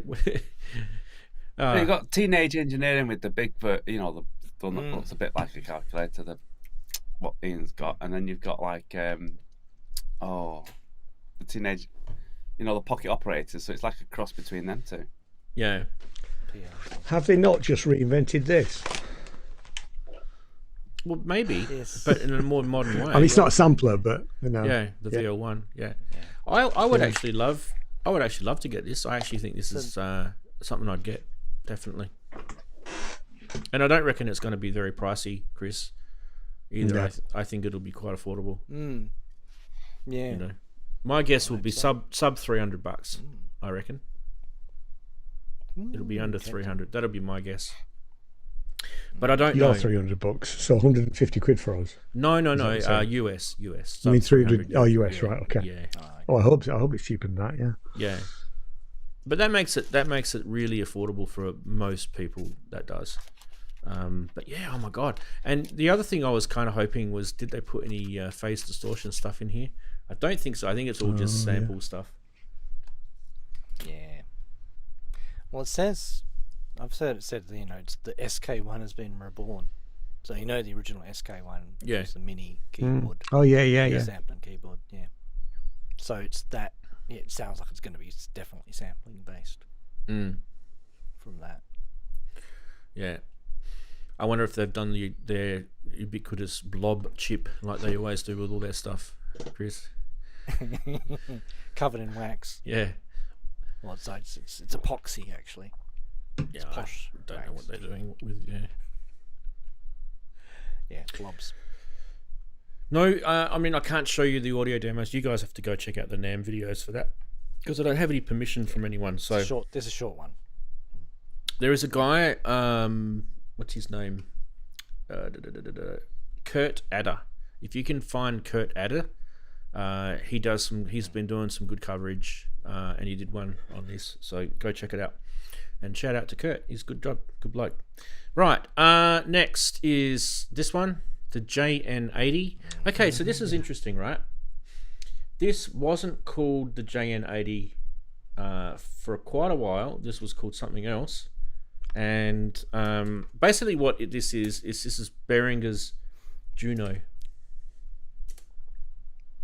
Okay.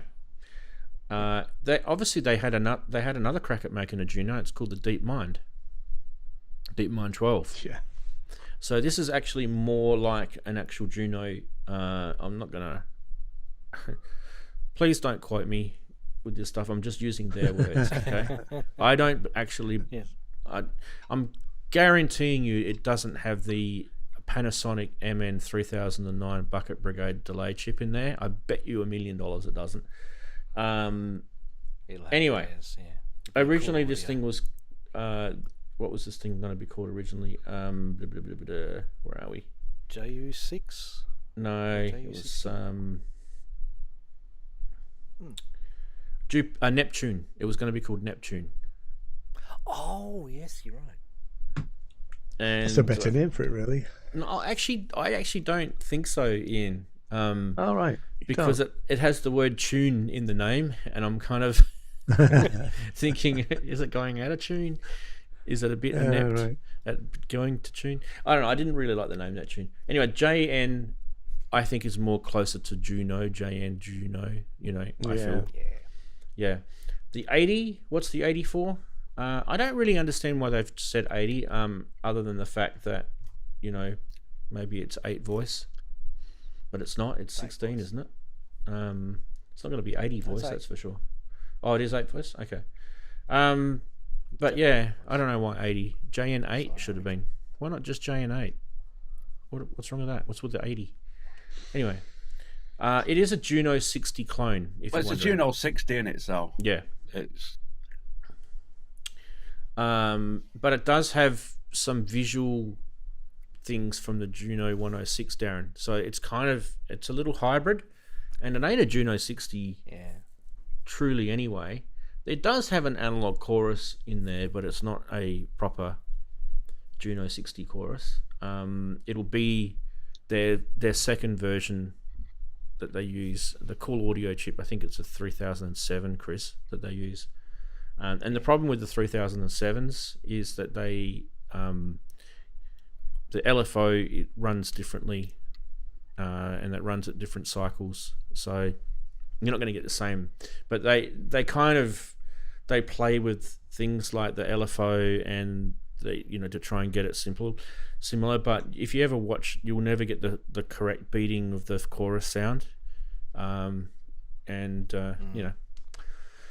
That's what it is. But everything else, seriously, everything else, Daren, would be pretty much on par. Yeah. Yep. And I think this is going to be Same cheap. colours. It's going to be cheap. It'll probably be similar price to the DeepMind. That's what I guess. It's in the same chassis. Yeah. Why didn't they just bring this out in the first place instead of the DeepMind? I don't know. Or why didn't they just make the DeepMind this? Well, the DeepMind was sort of like, we're going to be their sort of own synth, but they were going to try and not replicate, but, I suppose replicate the Juno, but as their own synth. And then after that, they sort of went, I'll tell you what, we'll just clone things instead of trying to make our own synth that sounds like something.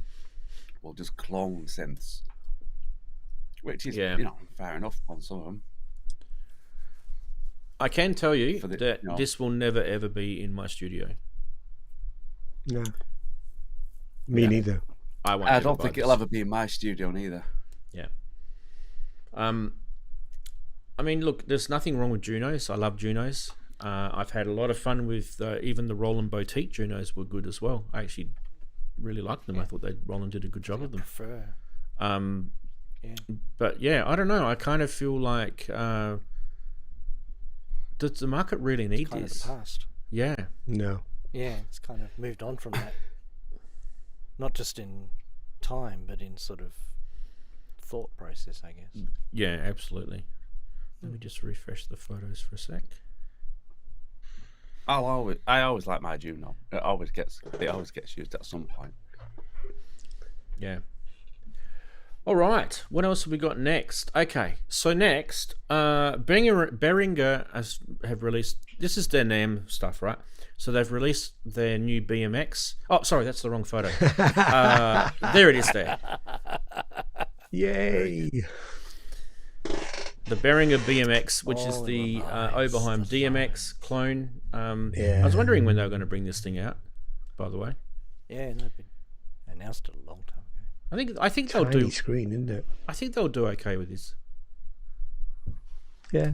I think all the people that want to play Blue Monday, you know, nah. Did it on the LM drum as well. You can just use the LM drum and just put the samples in, right? Exactly.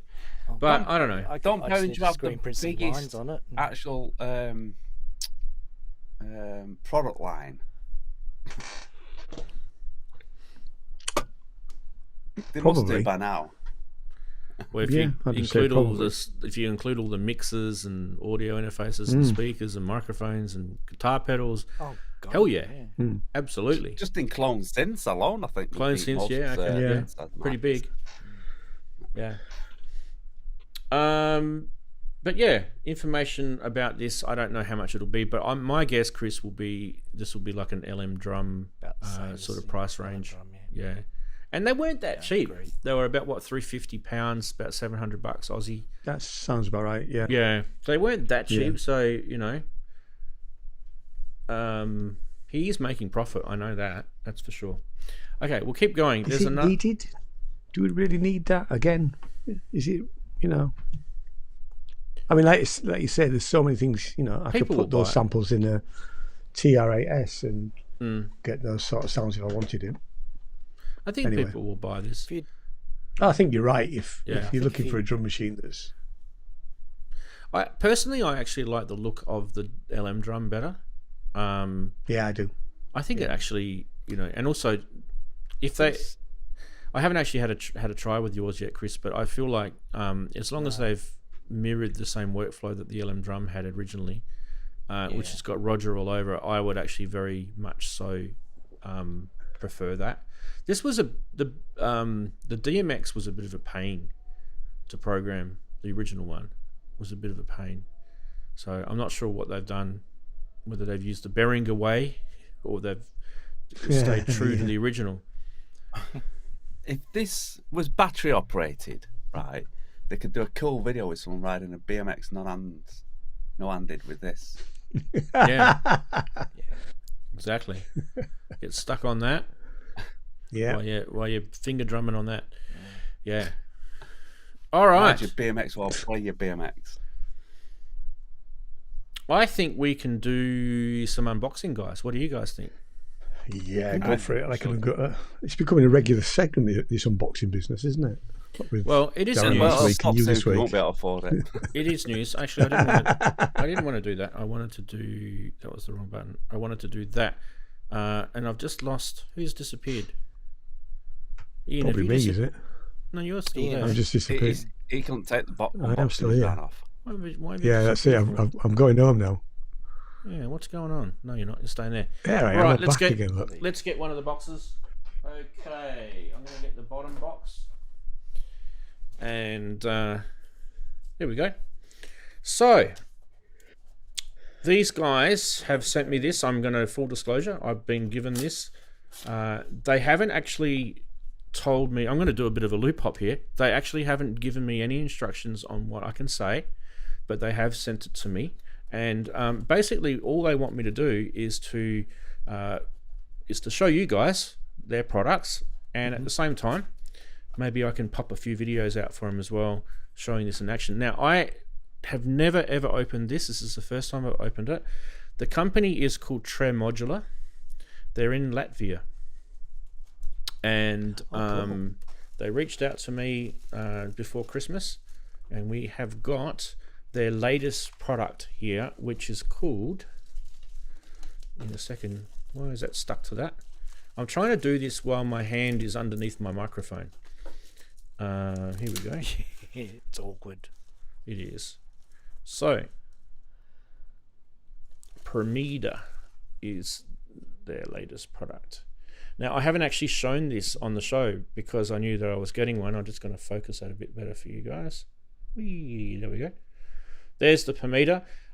This is a really interesting product. This is basically like a 4-part switcher, and it's also got a couple of, like a select switcher, right? And this thing, you can actually manually control the switching outputs of this. Sorry, inputs. These are inputs, and you can switch to the, to the routes. So that's that. Let me just take this away. And I need the cable. I'll need to turn my eurorack off and put that in focus. But while I do that, let's just turn that off, and we'll take off a little face plate. We'll put the module in. Nice little baggie with the...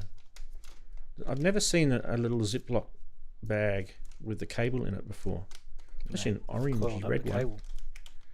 Yeah, and it's uncommon. You got the screws floating around in the breeze in there, so I didn't want to tip them out. Oh, that's probably a good idea, actually. But they rolled it up like that. Anyway, decent length cable. These little things, quite a skinny looking module in terms of depth. This thing will probably be one layer, digital to some degree. Sorry, one. I'm going to have to move the PCB. microphone.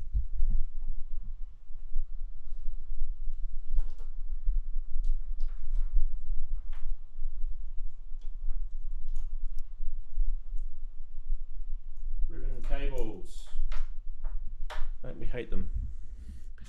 Alright, I'm not going to use his screws because I like knurlies. But it's a good looking module, isn't it? There it is there. Tasteful. Yeah. Let's get some knurlies out. I like the I've kind got of bubbles. yeah, like little bubbles. Yeah, like they could look kind of like a stream of bubbles between the two sections. The LEDs in the top left. And We've it's cool. talked about Modular before. And Okay. the next product I will bring out from them is actually one that we've talked about. So just for now, let's just get this one in. And maybe I shouldn't have done these up before I put the other one in. But anyway, that'll do.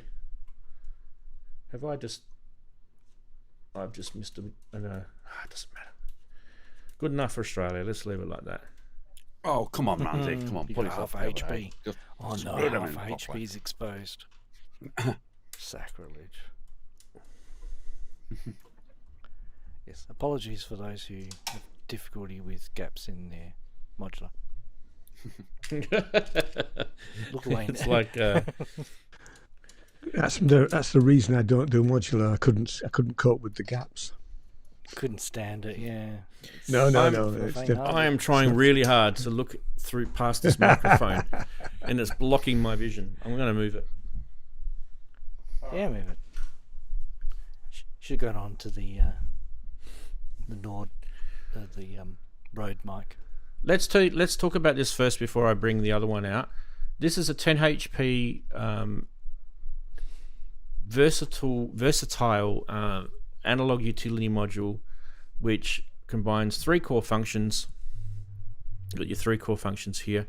Voltage controlled switch selector, which is the switch selector, which you can also control through the selector CV input as well. It's also got a sequential switch and a max value comparator into a compact 10 HP module. So that's what it does. So it's probably not going to be like sonically amazing, this thing, but I feel like it's a good little segue to open the next one that they've sent me. And this one we did talk about.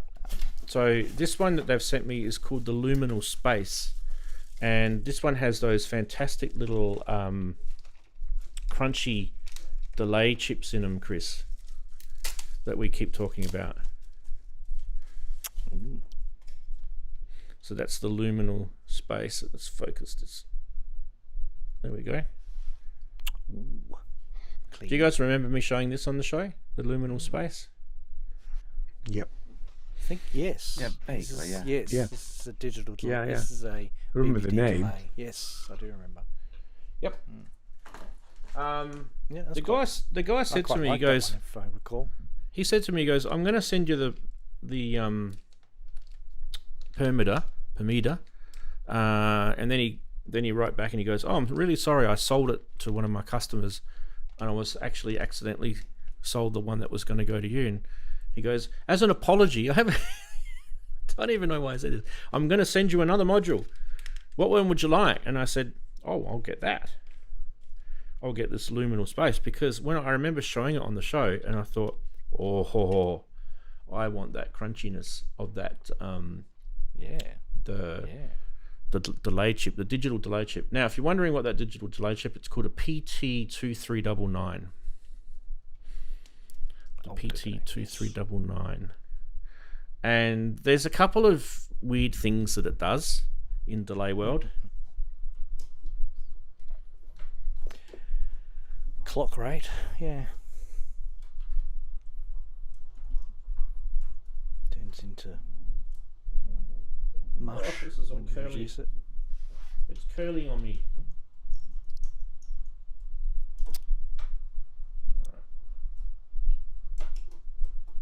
So I'll put his module next to his other module so we get a nice little taste of his stuff. I do like his designs. They look nice. Designs are nice, yeah. Yeah. If you look at his modules, he's got very similar, sort of layout. So you got a big knob up here, and Yeah. he's keeping with his. I think it's important, Branding kind of thing.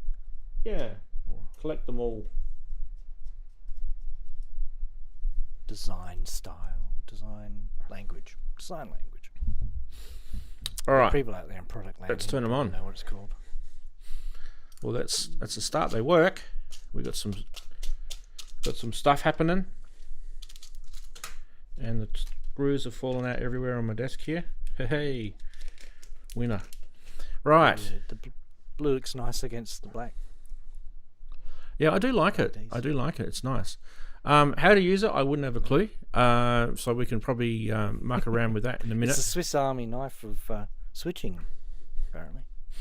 I need to work out what this little advanced button does, and we've got to go and have a look. I'll have a little play about this very, very soon. One of the things we'll do though is I've got the feedback modules VCS3 clone oscillator. I've got 2 of them, A and a B. They're different, and a VCS3 filter. So this is basically like a VCS3, guys.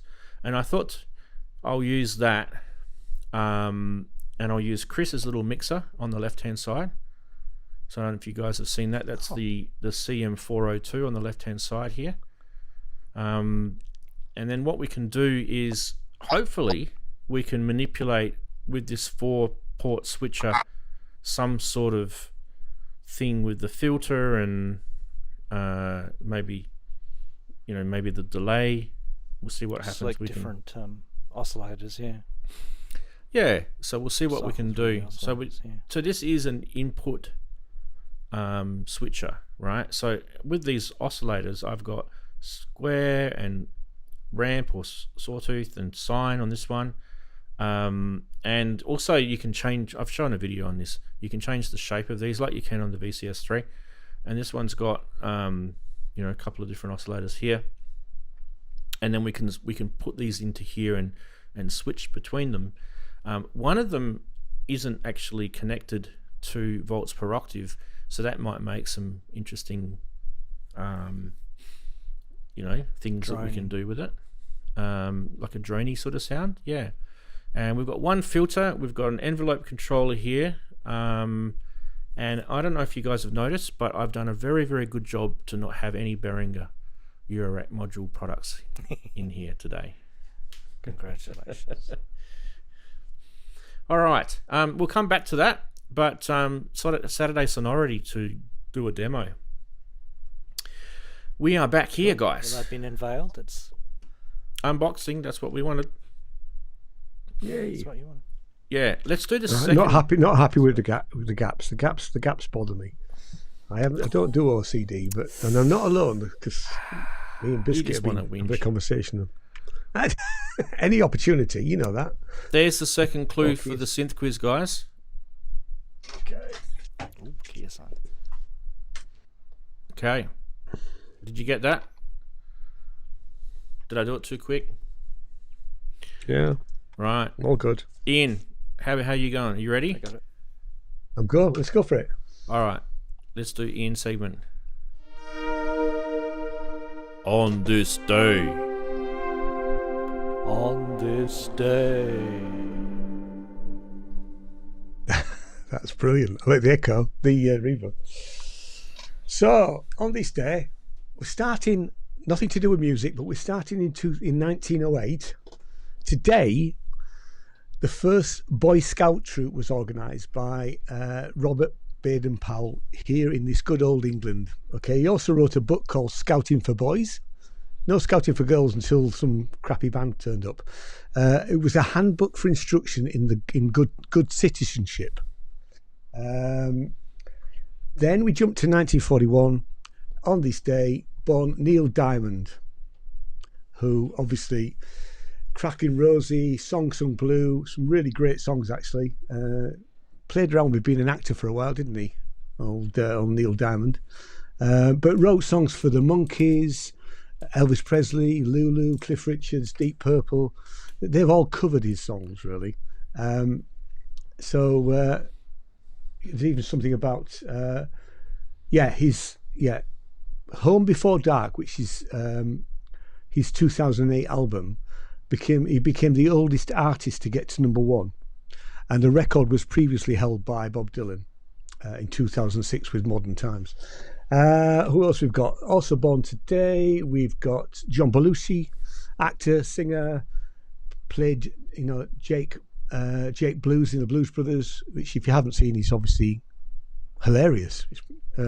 Unlike the Blues Brothers 2, which is not hilarious. Died of a drug overdose in 1982, bless him. And also born today, we have England's pianist, Jools Holland.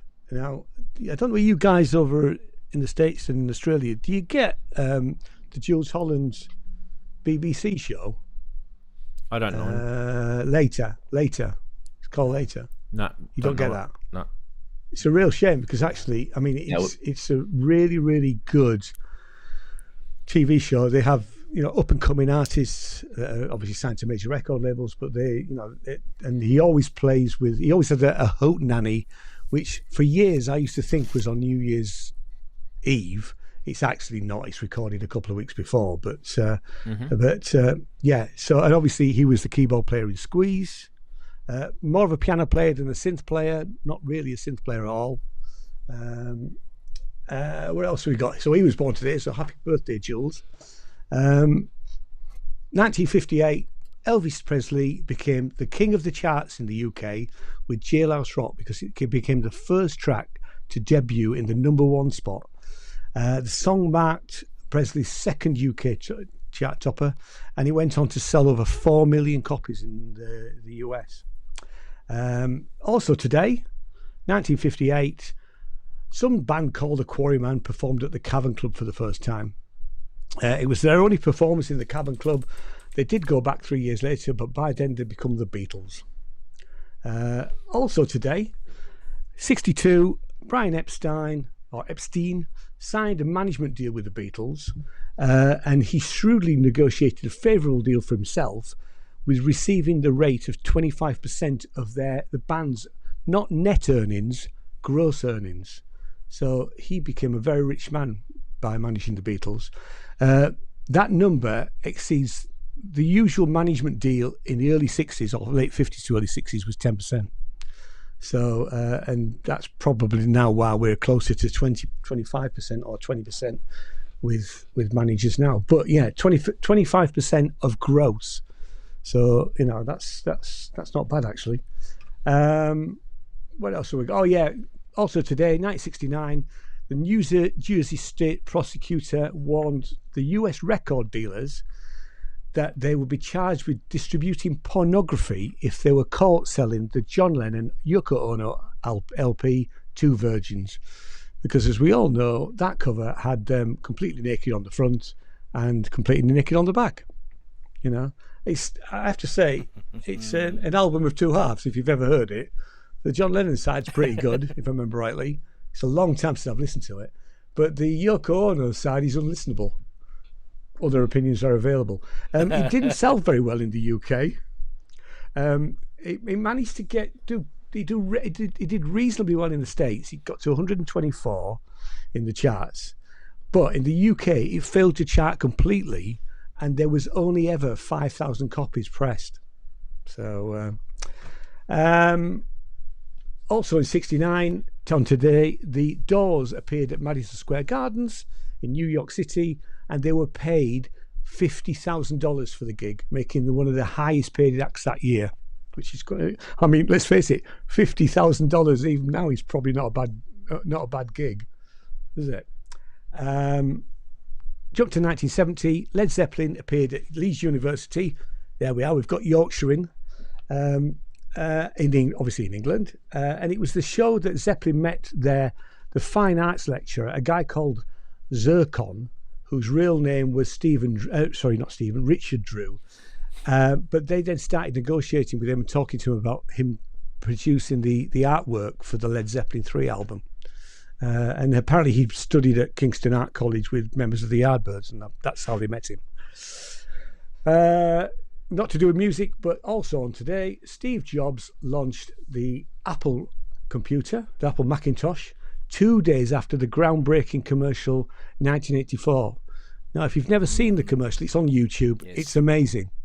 It's absolutely a brilliant piece of artwork, really. Very 80s, but yeah. It's very, very 1980s, but it's very 1984, which is obviously what it was trying to clone, you know. Also, not to do with music, but today, in 1989, Ted Bundy confessed to murdering 30 women, was executed. Okay, he was he was executed in Florida. 1992, Nirvana played their first ever show in Australia. Okay, somewhere called the Phoenixy, I can't pronounce this, Phoenixy Club in Sydney.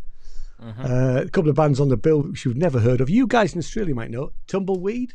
Yep. Heard of them? Absolutely. Right. And the Meanies. The Meanies weren't that well known, but Tumbleweed were big here. Tumbleweed were they? Yeah. Right. Yeah. And they were kind of Aussie punk. Oh, right, cool.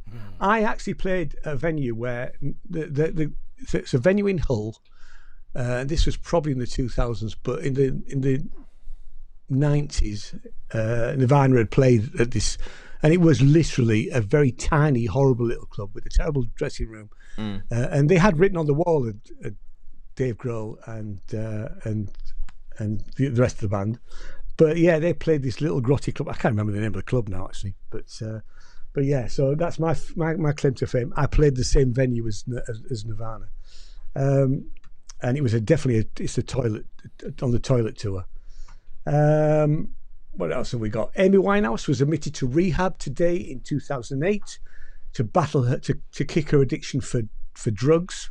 I always thought with her it was more about alcohol, but obviously it wasn't. It was drugs and alcohol. I think the alcohol killed her, didn't it? But yeah, I mean, that's obviously where the song Rehab came from, where she said her father said that she didn't need to go to rehab, where the poor girl obviously did. Black Star went by David Bowie. Obviously, it was after his death in 2016. Went to number one on both sides of the Atlantic today. As I think I probably said last week, I couldn't buy Black Star when it came out. I didn't buy it for quite a long time, really. I just couldn't face David Bowie's last album at that time. I bought other things, by him, But anyway, the also today, 2018, very, very, very, very English this, but Mark E. Smith from Manchester's post-punk band The Fall died at age 60 after a long illness with lung and kidney cancer. Okay, he formed the band in 1976 and was the only constant member. There's a great book called, and it's all about all the past members of The Fall, because there has been 66 different members of that band over the years. And it's a really, really fascinating. I wish I could remember the title of it. It's probably called, those who were in The Fall, or something like that. I lent it to somebody a few years ago and didn't get it back. But it's really, really good read. I mean, like, he wouldn't pay royalties. So if the band if you played in The Fall, you didn't get any songwriting royalties, although you'd have written the music. So that's the sort of guy he was, really. That's pretty much it, really. There's a thing from 2022 which Cardi B won $1 million thing about a YouTuber, which is completely pointless, really. But the charts have changed. Okay, so today, number one album in the UK is Robbie Williams' Britpop, which I'm glad to say I haven't heard. The number one song. Take that, Robbie. Sorry. Oh. Sorry. So the number one single today in the UK is Rain Dance by Dave and Thames. Now, I have listened to this because I have to say, Dave, rapper, not really my thing, okay? The rap is okay, but the girl Thames, who I don't know, absolutely has an amazing voice. And I'm thinking, why is Dave there? Because what he does doesn't really do anything. Although he does riff off Beyonce's Single Ladies at one point, with a rap that says, I could have put I could have put a rock on it, which is obviously taken from Single Ladies. Number one film today is still the same as last week, Wicked for Good, although next week it's probably going to be 28 Years Later, which I'm going to go and see on Tuesday, I think. USA. So number one single today is I Just Might by Bruno Mars. If you've not seen that, it's straight back to 1975, I think. It's I watched the video and thought, my God, this hasn't moved on in the last 30 odd years. This song's okay and Bruno Mars is okay, but it's like, can he not do something a bit more modern? Hey ho. Number one album is somebody I've never heard of called Zach Bryan, and the album is called With Heaven on Top. Number one film in America is Avatar, Fire and Ash. Probably won't be going to see that. Seen it. Nothing against Avatar, but it's just not for me, really. Go on, so what you say, Ranz?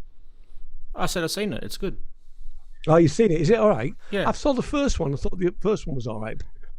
But I haven't seen the second one, and I'm not that interested in seeing... Is the story any good, would be my question. Not that. No. It's all right. The story's all right. No. It's all right. I think what was... It's all about the visuals, though, isn't it? Yeah, I think the computer graphics and the 3D... You got to see it with the 3D glasses. All right. Well, I can't because I've got a wonky eye. So 3D doesn't work for me very well. Oh, okay. So that won't happen then. And then Australia, your number one album is by Youngblood. It's Idols, Now, a okay. lad from Doncaster, just up the road from where I used to live. So good on you, Dominic Harrison. He wrote the whole album with his band, which is quite nice to see. Actually, yes, Young Blood it's him, but you know he's been working with the same bunch of guys for the last 3 albums, I think. I listened to his first 2 albums really quite a bit. Actually, his stuff's great. You know, it's pop stuff, it's modern, but it's all right, really. And the number 1 single is still "Man, I Need You" by Olivia Dean, and your number 1 film is Fire and Ash. Man, I need you. Avatar. So yeah, that's it for today. Fantastic. Well, you know who's popped in, Ian, is Andy. Hey! I was just waiting for Andy. He was having a little munch on some brekkie. Hey. How are you, mate? Yeah. How you doing? I figured you saw me there. How you doing? Yeah, I did. It's 7 in the morning. I was doing a little early morning ride share to make a little money before the day starts. I have to hurry over to the parking garage because the good parking close by fills up, I think by 8 o'clock. And then you got to go to some faraway place. Similar price, but it's a long walk. And the weather's kind of decent today, but it was kind of shitty last couple of days. So anyway, yeah, good times. You probably saw some of the coverage if you're not bored easily. These like 4-hour videos or 3-hour videos or whatever. Some of them are broken up because of changing locations or glitches or whatever. But I have to say, this is the first year that NAMM floor show coverage has mostly been able to be uninterrupted for whatever reason. Usually it gets blocked somehow. I get glitchy and I have to restart it or go to Wi-Fi. But on my own carrier, I've been able to do the entire main NAMM show floor without any issues, which is shocking. The other building, not so much. The annex I did yesterday, and it got choppy a little bit. But I did spend a big portion of yesterday at the art booth helping out Dina with stuff. So I didn't walk around that much yesterday, except till later in the day. But it was a lot of fun. A lot of people coming by, and you know, Drew Schlesinger did a 2600 demo. What else? Who else came by there? Whole bunch of people came by there to do stuff and hang out, and so yeah, it's been a great show. The Levi synth is really amazing. I did one of my videos from yesterday near the end of the day. I got Ken Flux Pierce to do a custom Levi synth walkthrough. That's really cool. I didn't know much about it. Hadn't had time to watch a lot of videos on it, but he does a breakdown of a couple really cool features of Levi synth and the sound engines and things like that. So check that out if you haven't seen that. I hope it turned out okay. I didn't rewatch it, but really cool unit. So not a whole lot of other really amazing stuff, but yeah, cool stuff in general. So did you get to touch the Casio sampler? Not yet. It's not. I walked through Casio once, and I talked to Rich Formidoni. He came by the art booth. Yep. But I haven't had a chance to see it because it's not like really boldly displayed. Unless you know it's there, it's not going to catch. It's tiny. Your eye. Yeah, it's tiny. But I mean, you know, normally you'd have like a big stand or some kind of like signage or whatever to say, "Oh, look at this new thing." And you walk through a Casio booth, and it looks like a lot of the same stuff they usually have. So, no, I mean to go back and check that. I'm gonna check a few other things. What else? Behringer? Yeah. So Behringer has stuff in 2 places. In the annex, they have an area that has, Mogerfoger copies, guitar pedals, the new Juno clone thingy. And I have to say, I did only try for a couple, probably like 20 seconds as I was walking around, and it didn't feel well built to me. And when you click the chorus 1, chorus 2, and then the chorus 3 trick with the both choruses down, I got little audio clips as I did that. It went like that. I'm like, Well, that's not good. The original Juno doesn't do that, right? So I don't know. It didn't really impress me with the sound patch I had dialed up. Whatever it was okay, but the chorus thing didn't sound right. And when I went to the chorus double mode, it definitely didn't sound as good as a real Juno. So Yeah. And Daren would agree because he has a Juno 6 as well. But Yeah. so yeah, that would, unless I didn't have a Juno already, and I really wanted one, I probably wouldn't even consider the Behringer one. Just didn't feel well built. And that chorus thing, stupid, right? You should not hear switching like that when you hit a button. Right? Yeah. So maybe it's an early thing. They're gonna fix it. I don't know. If it's a software issue or something, possibly. I don't know. But that was, and it harkened back to, remember the pedal they made? It was the chorus pedal that failed because people hated the sound of it. I wonder if they just put that in there and didn't redo it. Maybe. You know, I reckon they. being Well, no, lazy. they did a version 2 of it, but they still didn't get it right. They did? Okay. Yeah.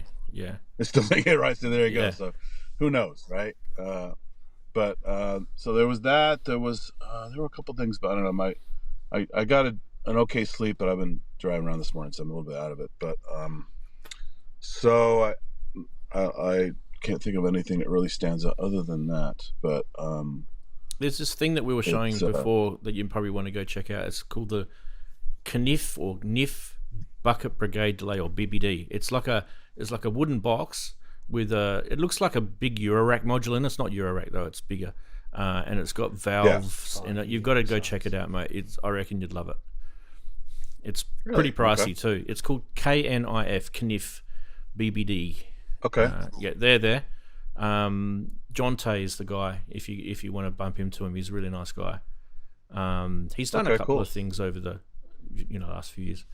And the other thing, one thing that really annoyed me about the NAMM floor is the you go through the guitar area and it's just this ever increasing din of like this doom, grungy, distorted sea of noise, very loud, and like all kinds of riffing guys and stuff, super annoying. And then you go over to the drum side and there's some amazing guys just like starting to riff on a kit, and then some guy will come over and go, it's like, what, you can't have drum noise over here, but you can have endless noise over in the guitar area?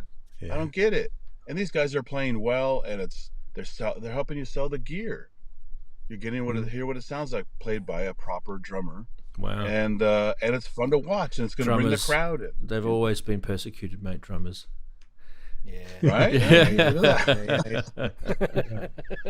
And these guys are playing horrible loud guitar stuff most of the time, just like in a Guitar Center or something like that. And it's just, I don't know how people can hang in there for more. We lost a really, really good drummer this week. The guy, his name's Rob Hurst. He was the drummer from a band called Midnight Oil. You might know them, Andy. I know Midnight Oil. I love Midnight Oil. Yeah. So dynamic. He would have been about, what do you reckon? 60? 70 maybe? So. 70? He would have been, fairly decent innings, but he had cancer. He had some sort of cancer. But if you ever... Is the rest of the band still alive? Yeah, Peter Garrett's still cooking around. Jim, I don't know. Yeah. How's Jim going? Do you know if Jim's still around? Peter Garrett and Jim. I think the guitarist is Jimmy.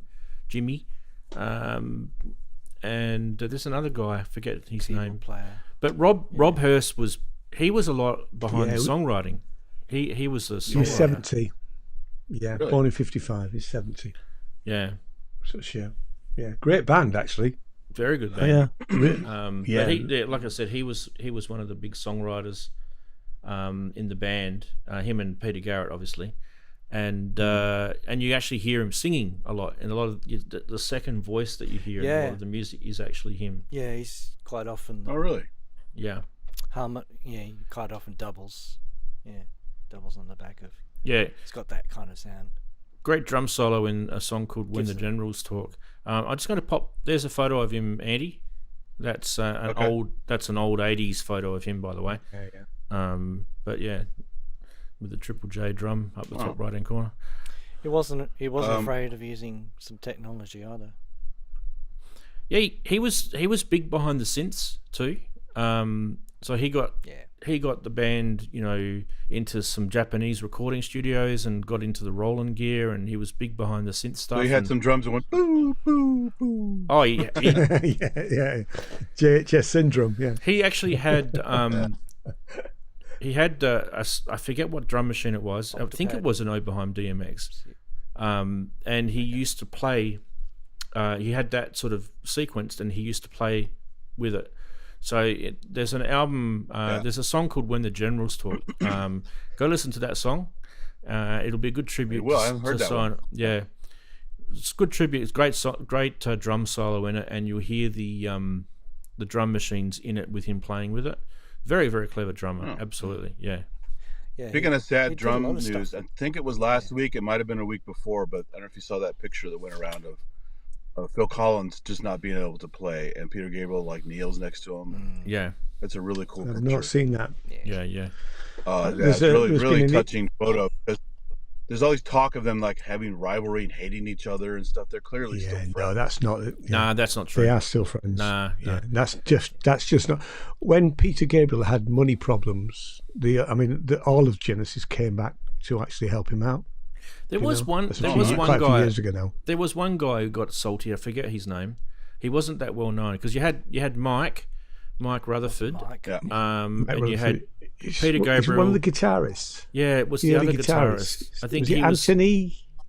I don't know if it's him, but there was one guy who was a bit salty about Genesis breaking up and got salty about it. Some guy that barely anyone knows. Yeah, exactly. Right? Yes. It's interesting. There's a guy. I can't remember his name. Anthony Phillips was in the band early on. Was it him? I don't know. I can't remember. Yeah. But anyway, but Phil probably would have just told him to piss off, knowing Phil. Yeah, I mean, he was being interviewed last year, and he was sat at a drum kit, and he just said, I can't do this anymore, which is really quite sad. But he's obviously got back problems, and and his health isn't good generally. I mean, I think the last tour he did, he was sitting down all the time because, he's not exactly young. He's in his 70s. No, he's not. But yeah. I mean, I don't know. Plus, how many drummers also sing? That's got to be a tough role. I mean, the guy from Survivor, and not too many drummers sing. So it's got to be tough to keep all that going. Yeah, the Eagle drummer sings. Yeah, Don Henley. Don Henley. Yeah. Because you think, okay, well, who's some good drummers of the past, that have sort of reared up in social media more recently, and the one that comes to mind is the Police drummer, Stuart Copeland. Yeah, and he's still able to play almost as well as what he was able to play when he was young. Yeah, it's incredible. He came to the Cheese and Grain. He wasn't playing drums. He just came and gave a talk. I didn't go because it was stupidly expensive for what it was. It was something like £70 to see him talk for an hour and a half. Which I'm sure he's quite entertaining, but that's not. I want to see him. He became a big scoring guy too. He became a big Fairlight guy and movie scores. Yeah, he loves synths. He loves synths. Yeah, he still does. He talks about him a lot. Yeah, and I like the way that he calls Stingo, just to wind him up every time. You ever see him interview? Did you hear Sting he always calls him recently Stingo. Somewhere he thinks he'd rather have a drum machine all along instead of Stuart because it was difficult to work. Yeah. Well, let's face it. Those two, being in a band with Sting would be hard. But those all three two, of them, that's their sense of humor. Honest, Stuart would not have taken that personally. He would have actually laughed his head off if he heard that. That was the banter between trying them. really hard to be the showcase drummer, right? Yeah, he's really skilled. But it didn't always lend itself to some of the relaxed kind of reggae vibes they're trying to do. No. So, well, he had to because they were a three-piece band, right? They only had three people in the band. So Stuart had to make sort of percussive sounds with his drum kit to try and fill the void of only the three instruments. Yeah. The bass and the guitar. Yeah. There's a really good documentary if you series. listen to the 3 Rick Beato interviews, They Yeah. All the right. Sting Yeah. and the Stewart, and you hear totally different stories about stuff. So. Yeah. Conflicting stories. It's called the art of drumming is really, really good because not being a drummer and how technically brilliant drumming is, And Stuart's actually he's comparing that show. I think there's 3 episodes. It might have been on. It's a few years ago now. It might have been on Netflix or something like that. Really, really interesting on how how drummers work, really. And he did go and interview a lot of famous drummers. There we go. Awesome. Cool. Hey, one thing before I forget, some of the footage I had up as I was in the art booth and stuff. They had a really cool 2600 Blue Marvin Tonus era, so 1971. There are only 20 in the world apparently, and one of the guys who's at the booth a lot brought his personal one. That he actually bought from who the hell he said he bought it from? Martin Gore. Oh yeah. He bought Wow. And he wouldn't tell me the price because it's quite expensive, but it's in perfect condition, and a bunch of guys were jamming on it. I have a clip of Richard Devine in there going crazy on it, and a couple other guys doing it. Yeah, it's a trip. It sounded really nice, and he was doing AB next, because he had a 75 2600 next to the Tonus one, and you could hear the difference for sure. It was very different. So, but cool. All right. Yeah. Well, anyway, but I'm gonna head out. So thanks for thanks for joining us, mate. Thanks for joining us. Good to see you, Andy. Yeah, enjoy the last day at NAMM. Yeah, have fun and. I'm gonna go part day today. There's a cool Moog demo. They have a replica of Keith Emerson's massive modular, missing the knife, and people are doing demos at the booth all week, and it sounds wicked. So there's a special thing I'm going to try and capture today around noon my time, and go over talk to Dean about something else, and then I'm heading over to Buchla and Friends today for part coverage, and then I'll go back again tomorrow to Buchla and Friends. So Ben from DivKid, Ben DivKid, he should be there. I saw him there last year. Yeah. Yep. Lisa Belladonna's doing some performance. I didn't get the time on it yet, so hopefully I don't miss it. Last year was Suzanne Ciani, so. Awesome. But good time. Yeah. Cool. Good times. Thanks, everybody. Enjoy your day. Thanks. Get easy, mate. See you later. Bye. Yeah. Catch you later. Bye. Thanks. Right, we will go zoomp like that while Andy disappears. He's still disconnecting. Right, and we can do the third clue for the synth quiz. I feel this one will probably nail it. I reckon. Here we go. There's your third clue. MG. Oh, MG. Yeah, it's not like a cheap knockoff Chinese car that stole the brand name and making a piece of crap. Yeah, it's something to do with synthesizers. Put your clues, put your guesses in synth quiz, and then you guess. You get as many guesses as you want, but the first one's your official reply. So you guys should be able to get this one, I feel. You say that every week. I do. It's the DW6000. We all know that. I thought Ian, I thought you would have got this one. I definitely thought you would have got this one. Nothing comes to mind. Okay, what have we got in the chat? We've got Wags with the Korg Poly 6. 6. Yeah, well. We've got Chris is saying the Korg monologue. There's quite a lot of Korg guesses here. Yeah, a couple of Korg guesses there. Yeah. There was an extra clue. You are right, Mr. Steve. We do have a correct guess, so why don't we reveal the actual answer, and we can congratulate the person that's got the correct guess. Here we go. It is the Korg Monopoly. Monopoly. And Probe's got it correct. I think he was the first that got it correct, wasn't he? Mate. Yeah, looks like he was first, unless someone else did it earlier. But for me, I think Wags didn't get it. That's the thing. Wags didn't get it. Wags is playing by the rules now, so you know. He's lost his advantage. He's not googling it. I'm just kidding. Right. Why don't we do Price Watch? Yeah. Let's do that.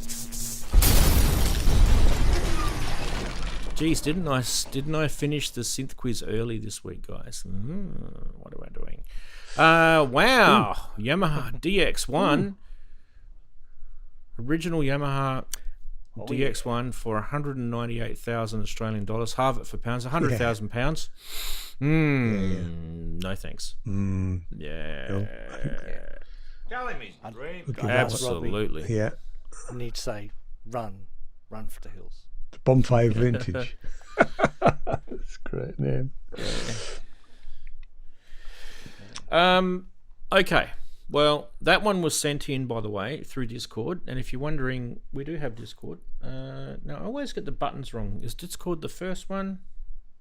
It is. There's the Discord server address. Well done. Yeah. Make sure you do join it. Discord's free. There's no cost to it. There's no ads on it. Well, there's there's no spam. kind of little ads, but they're not really ads. Anyway, that was sent in by Cosmicos. Cosmicos, yeah. Yeah. Well done. 100k pounds. Next, I feel the next one is actually pretty cool because it's a Yamaha CX5M, a little music computer. Do you guys remember these? Vaguely. Yeah. 300 US. So 80s. Very 80s indeed. Yeah. Let me get. Oh my God, signing me out again. Yeah, sign in.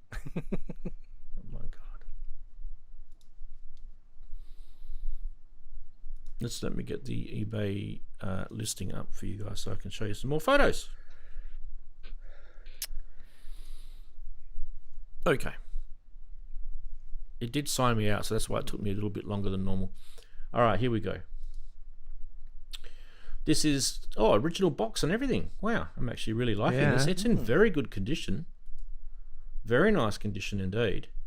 Now these there's a few videos on YouTube. You should go check them out. The it's just like a CRT screen type jobber. You plug it into your your TV. But yeah, these are the sort of connections you get on it, and joystick ports. Yeah. Hey. Yeah, they're not broken. What's that? Can't remember what that was. Is it a hard drive? I don't think it's got a hard drive in it. Don't think so. UK cord? No. UK code. No, not quite. No. Japanese. Malaysian? Could be, yeah. Japanese, that makes sense. Oh no, maybe it's where is it? Oh, it's in the US. Okay, in Cookeville, in Tennessee. There you go. So go check that one out. Links to all of these are in the blog article. But if you guys can't wait, if you're like itching, you want to go check it out right now, I will send you the link to that C5M. I know there's a lot of people that like to collect these sort of things because they're a Yamaha thing. There's the eBay listing there for that one if you guys want it. It's in the chat. Of history. It is, yeah, it is. Okay, let's go back to us and then next one. Yes, that's right. Red Means Recording is auctioning. This is real. It is funny, but it is real. He is auctioning the Korg Phase 8 that he had in his videos. That's how impressed he was with it. You can get that. Well, and you might have a problem there because Korg have been known to, when they send out things for review, they occasionally do ask for them back, like they asked for my Op 6 back after 2 years. So he might have a problem if he does sell it. Well, if he does, he can just pay him for it, I guess. He's not exactly short of money. He's doing pretty well, that guy. There's the link to the... Or maybe he's getting it out now before the price drops because they can't sell some of it. Yeah, there's the Red Means Recording link to the auction in the chat now. You guys can check on that. It's the second link I've given you. Let's have a look at the eBay auction on my screen here. Here we go. Jeremy's his name, by the way, if you guys didn't know. This is the real thing. Actually, it's a better photo because it actually looks kind of more, realistic. Mechanical. Yeah. Less rendered, yeah. Nice looking thing.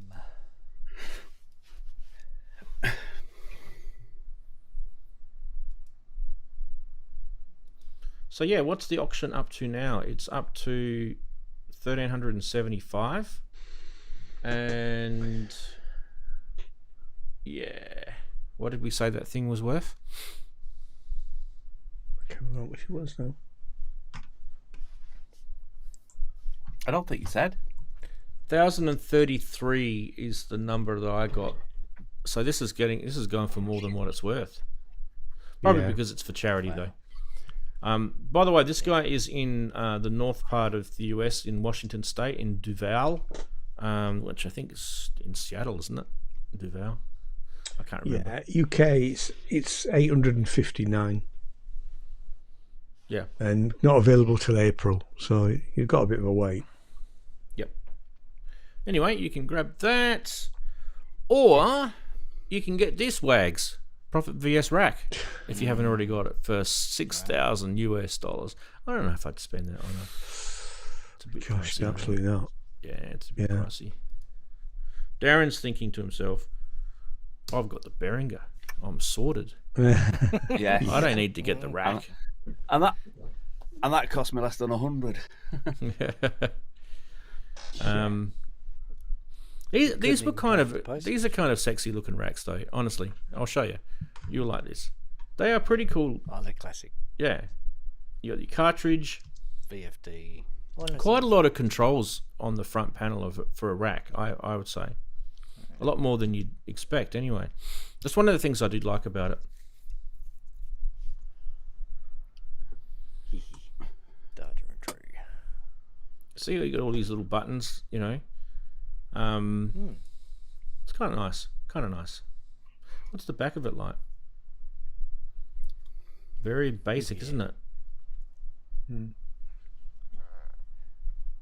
It's got the important bit, the air vent.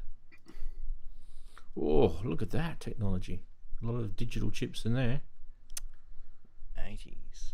Yes, 8-bit computing.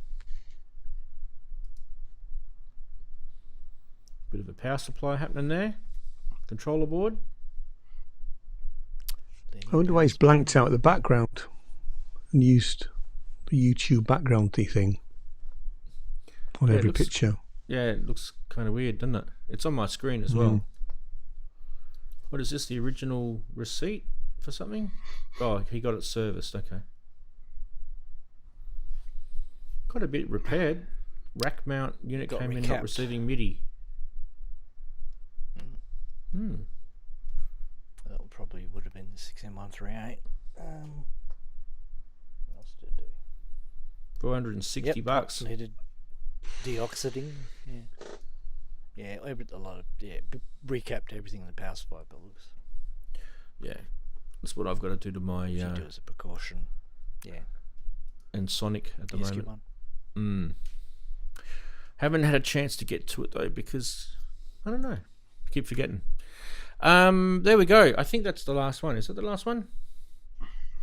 Yep, that's the last one. So we had DX1 for 100,000 quid, or the CX5M little 80s Yamaha music computer, the Korg Phase 8 that Jeremy Redmean's recording is selling, or the rack-mounted sequential Prophet VS. What would you get? DX1, but not at that price.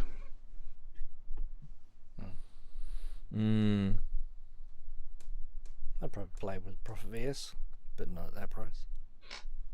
Yeah. Wags, do you have a Prophet VS in a rack? I don't know if he's got one. He's got just his house, the roof of his house is held up by 19-inch racks. So he's got that many racks. Yeah. Yeah. I heard that he had his house made to fit racks. Yeah. Yeah. His house fits Some in a say. rack. And what he's just installed a jelly wrestling pool, hasn't he? He's In the not buying garden. that one. I can give you the Is it tip. He's direct? not paying. He's not paying $6,000 for a Prophet VS.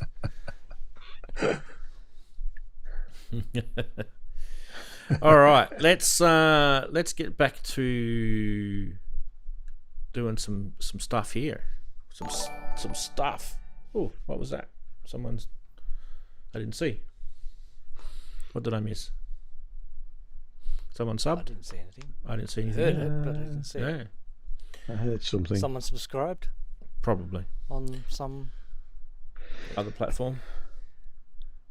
It happens. Yeah. Oh no, YouTube subscriber. Manohar Inja has just subscribed. I don't know if you're watching. Manohar, thanks for subscribing. Sometimes they're not even watching our live stream and they subscribe. They're just watching another video. Okay, now I've got to try and work out how to use this. So I'm guessing the max here, that's the output. That's what I'm thinking is. And these are the inputs, right? And these are the CV controls of the various functions. That would be my guess. And if that's the case, I feel that output there needs to go into my filter, which is one of these inputs here. So why don't we do that? All right, now we've actually got some sort of output. And let's remove the oscillator. And we can start doing some weird stuff here, I feel. What we want to do is we just kind of want to see this switch around. Do a switcheroonies. So why don't we put a sine wave into one. We'll put a sawtooth into two. I don't know if the cables are going to be long enough. And a square wave. Maybe I should have done it the other way around, eh, Chris? Because of your OCD. Let's do it around the other way. There we go. Make those Happy? cables blink in sequence. Yeah. Are you happy now? And then we'll do a droney sound from the mix of this second oscillator, which will be into 4. And now we can play with this.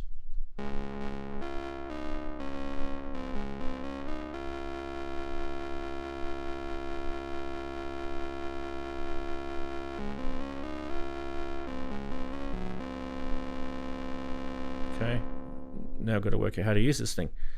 So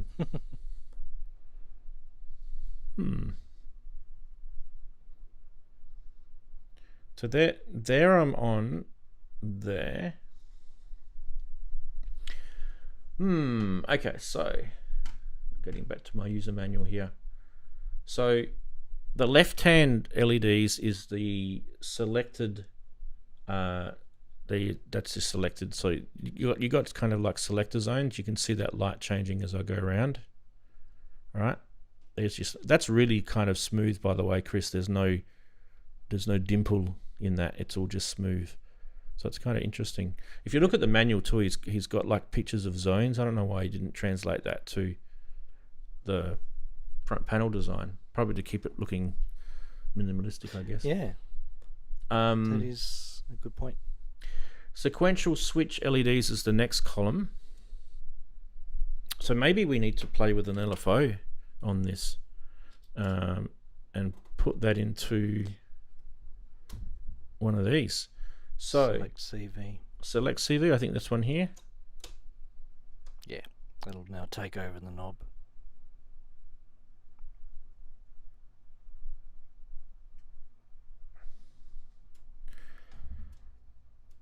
Oops,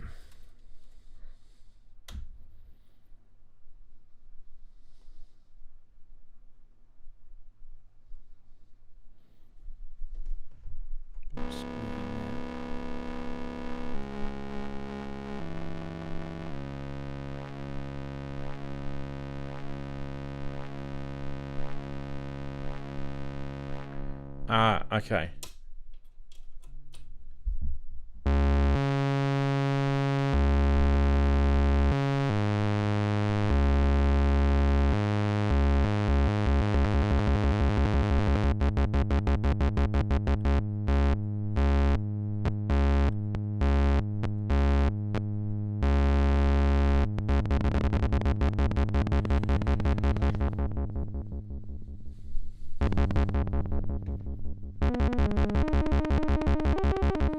might take this selector out and do it by hand.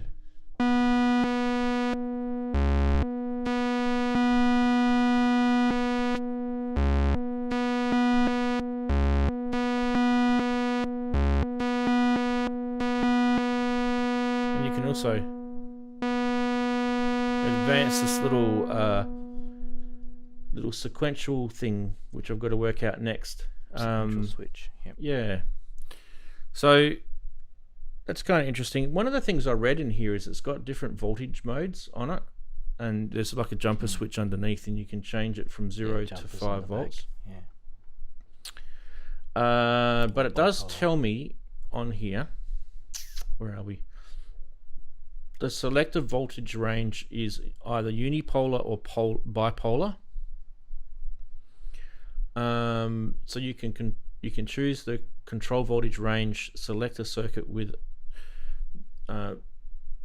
0 volts to plus 5 volts or minus 5 volts to plus 5 volts, which doesn't affect the way the select potentiometers thing here works, but it controls the voltage within eurorack standards. So one of the things I was noticing here when I was plugging this LFO in,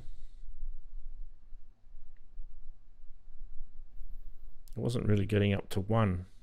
I noticed it wasn't coming up to 1 at all. No, it was only, yeah. So that may be some sort of, I don't know if it's because of this. Right, it's ignoring that, or if it's because of that. Not sure. So the maximum output is looking at all of the inputs all the time and deciding which is the maximum voltage and putting that out. Yeah, which is interesting. I don't really know what I would use that for yet, but I'm just practice of that, other than something to do with CV modulation. Yeah, in audio, it's a bit. So the max value circuit, which is this max thing here, is what Chris was talking about. It's what it does is it compares the incoming signal and the output to the maximum value in real time. It operates with the bipolar signals from those two voltages I mentioned, -5 to +5. And what it does is if you unplug the source signal but leave the patch cable connected, the max value circuit can produce a glitched sound or no sound at all. It's interesting, so we should probably try that. Okay, and let's take that out. So there was the glitch sound that's sort of there.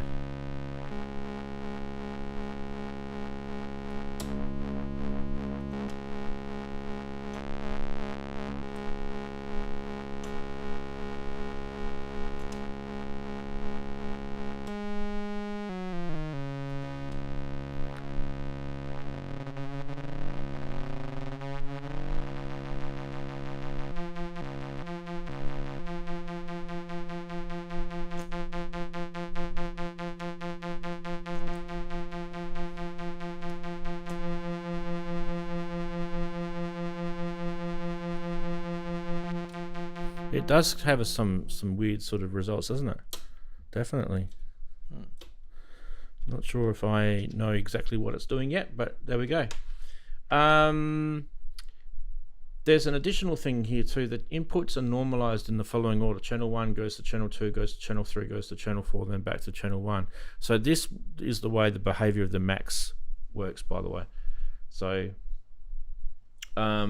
if all inputs are left unplugged, the maxed output will default to -5 volts. So that's interesting. So you could use this as a some sort of modulation control voltage in that sense. So instead of it having audio, which I've got at the moment, I could have modulation. Like I could have envelopes and LFOs and gates and all sorts of different things going into these three inputs, and then switch between them. And I guess, not for today, this is something that I'll definitely be doing in a video that I'll prepare for these guys, but that would be interesting. The other thing too is this advanced, and then you've got these two CV controls here. So that's the sequential switch, and you can gate the switch here. So I was actually thinking maybe I might do that with the LFO, gate the LFO, right?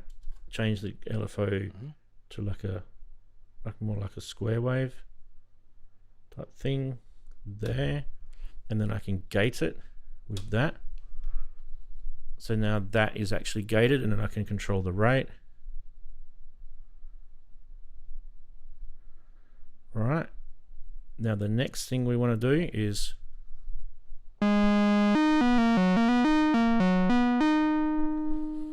that's on that oscillator. So there's a different output. There's a different output. Sequential switch to the input selector. Yeah. So I'm wondering whether I actually do that. You get both simultaneously if you want.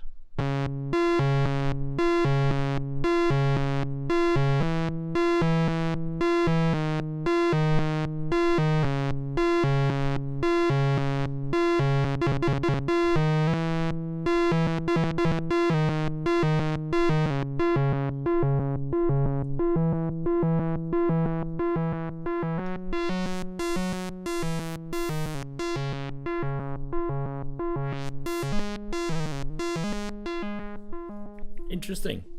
That's pretty cool fun. I like that. So it's switching between different audios. I do like that. And obviously that third one is the max, the way the max is working. Yeah. So yeah. All right. I think the next thing is we're gonna try the delay. So we obviously need to do our output of our VCA instead of it going into Chris's beautiful. Look at that gorgeous switch. You know, the mixer that he's made. Beautiful mixer. What we're going to do is we're going to put that output into the in here. I can't see a bloody thing. This microphone is so annoying today. I know how to fix that problem. So it definitely says in there. So we'll take that for granted as an in. And then out is on the other one. So we'll get a longer cable.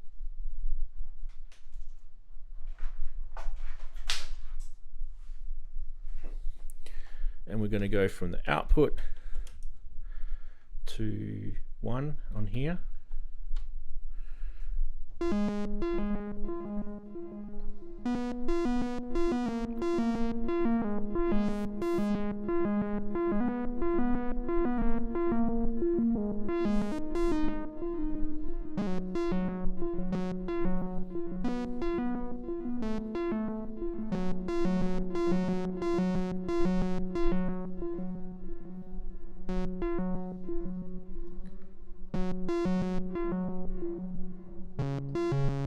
Oh, okay, so I probably should explain one thing about this module.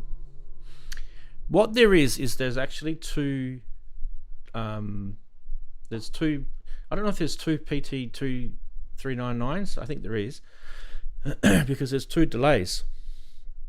And what they do is they take the input, split it into the two delays, and then they merge it into a low pass, a high pass, and then a low pass, where the low pass is on the outside of the feedback of the delay, and then that goes into the output. Okay, so I'm going to find out in a sec what all these buttons and everything do, because I'm looking at the manual here. So FB is feedback, delay is not sure what that is yet, we're going to find out. Okay, so this is a max feedback button, so it's kind of like a, Daren would like this, it's kind of like the maximum it can feedback, so we can go. It's like setting the phaser to kill. There you go. As in it will kill the audio signal. Well, kill it, as in. Like a freeze on the tail. Yeah. Yeah, what I said was rubbish.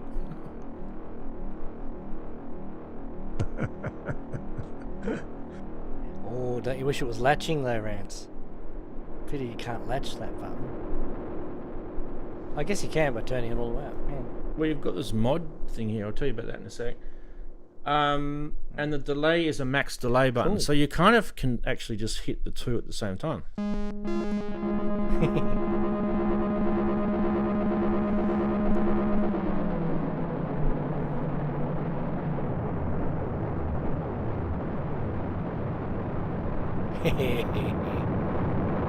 That's the sound I'm familiar with.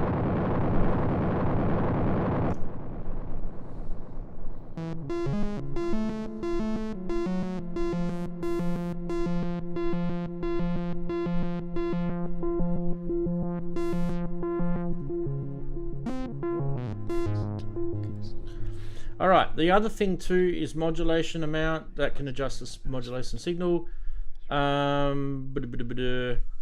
And the mod CV, you can actually have an external modulation, so I could put the LFO into it if I wanted to. All right. So the way the two delays work, I was just reading about this actually. Yeah, I'm just looking at the diagram, the flow diagram.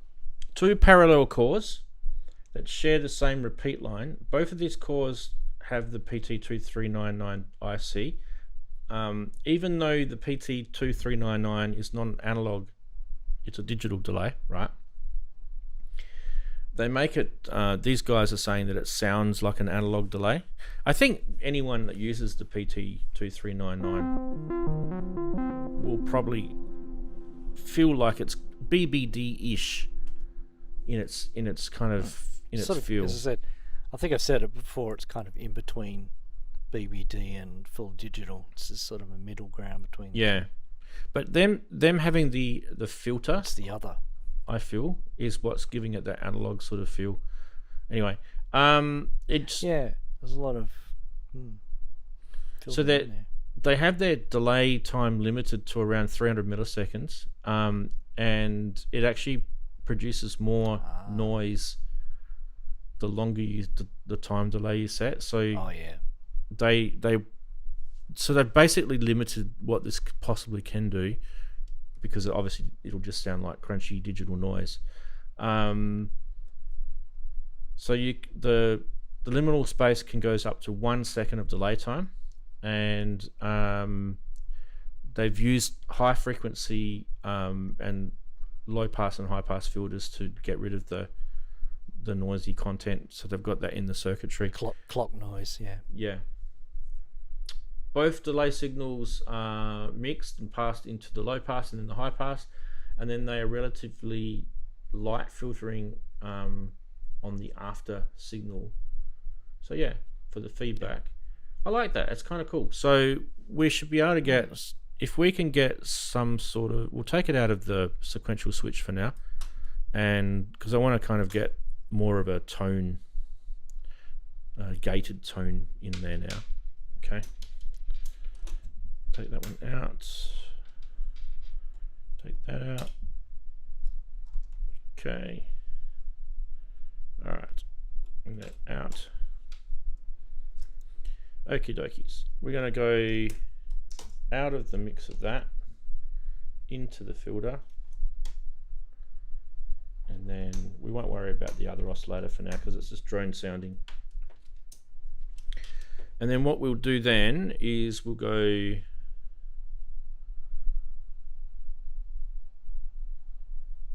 I feel like that's going to work for me, maybe. Yep.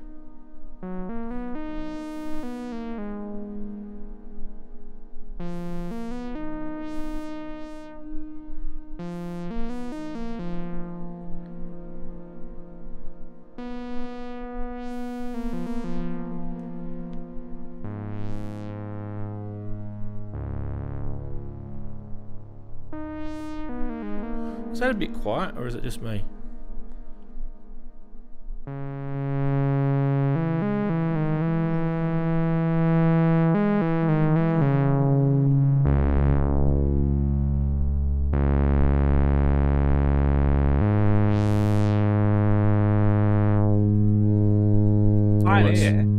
That's loud now. It certainly sounds loud to me, so fine.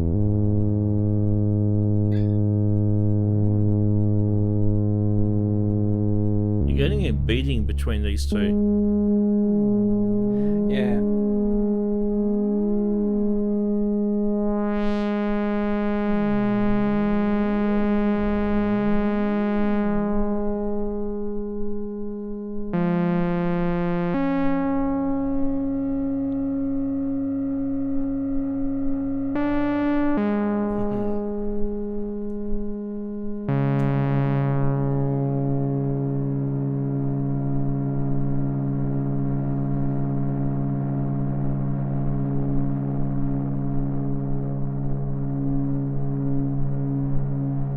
I don't know if that modulation knob was doing anything, because I think I need to have some sort of modulation in that. Yeah, I think that's probably a CV for the mod input.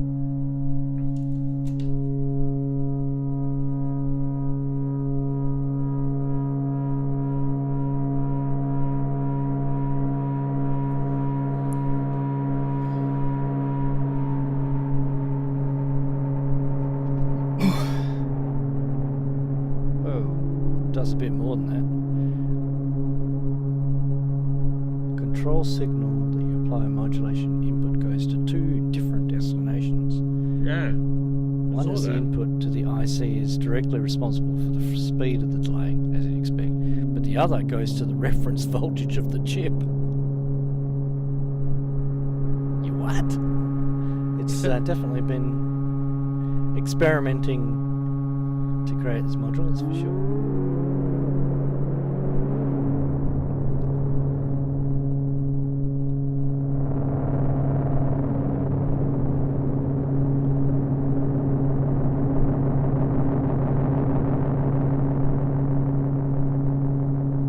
Get my finger in there.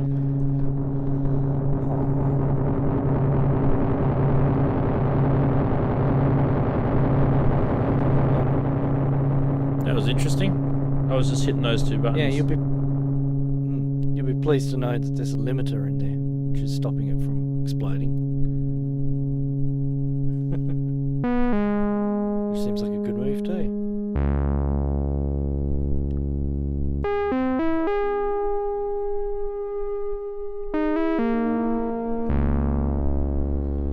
So it's like I mean, what I'm doing is I'm getting kind of like a feel for the crunchiness of it. I don't know why it's not.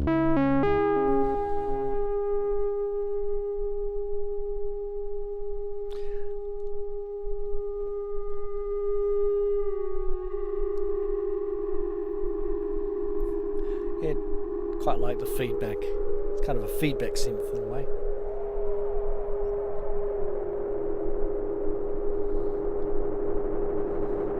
Oh, there we go. It's not overly annoying. It's actually quite usable.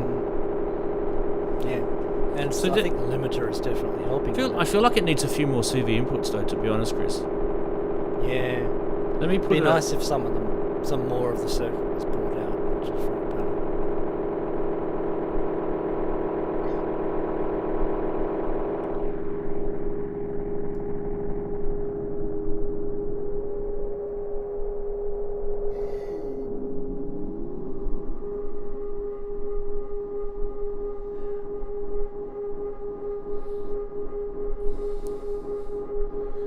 See, what that needs now, Daren, is that needs like I should go and grab my C legs, right? Yeah. And put that into that, or put it through my magneto, or I'm actually, instead of doing it through there, I can actually just do it here. I've got a Oh, my array of foot pedals that I'm now slowing. yeah, like an Eventide or something. What have we got here? Eventide black hole. That'll do us.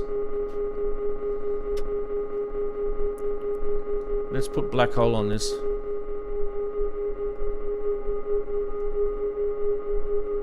And let's mix this up.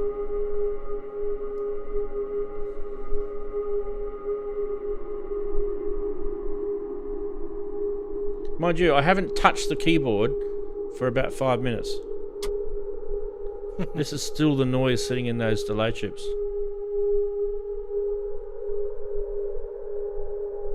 So that, like you said, Chris, that little modulation thing It's like pinging the chip somehow, tweaking the chip. Interesting, isn't it? Intriguing indeed. The reference voltage of the chip. Yeah.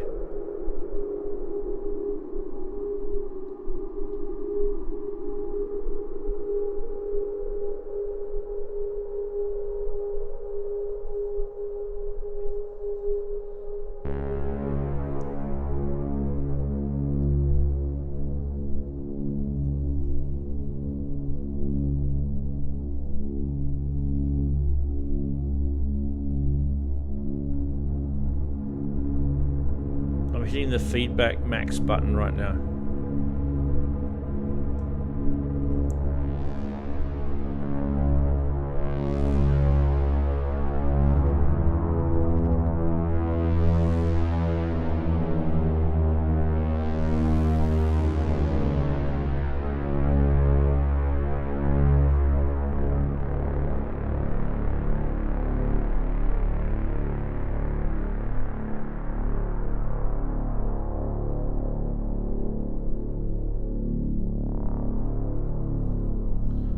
There we go.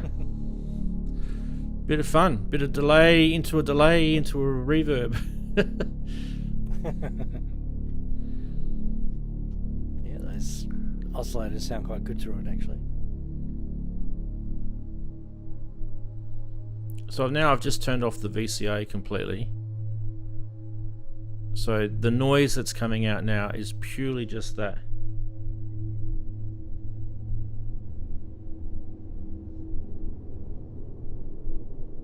Just the residual noise left.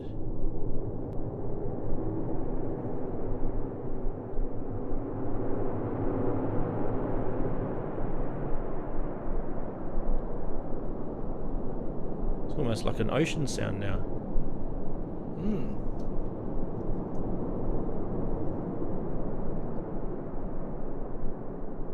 That sort of bipolar sort of control of the two delay lines. It's interesting. Yeah. In the manual he talks about how the two different delay lines are voiced slightly differently, so they have slightly different frequency responses. Just so you guys know, there's no input going into it now. That's the input there. This is just whatever's left over in that delay.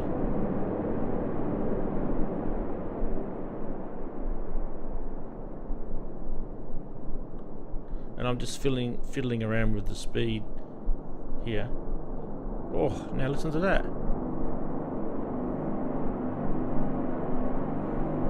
What the hell?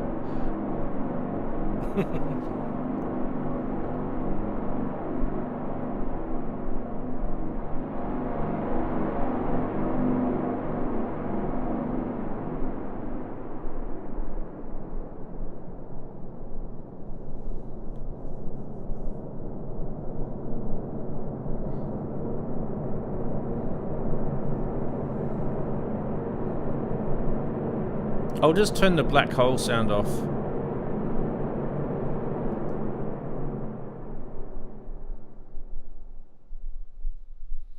There we go.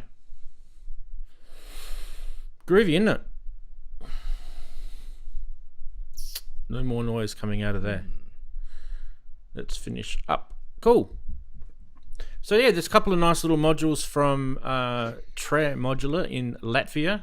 Hello to everyone in Latvia who's watching. We do get a few Latvians.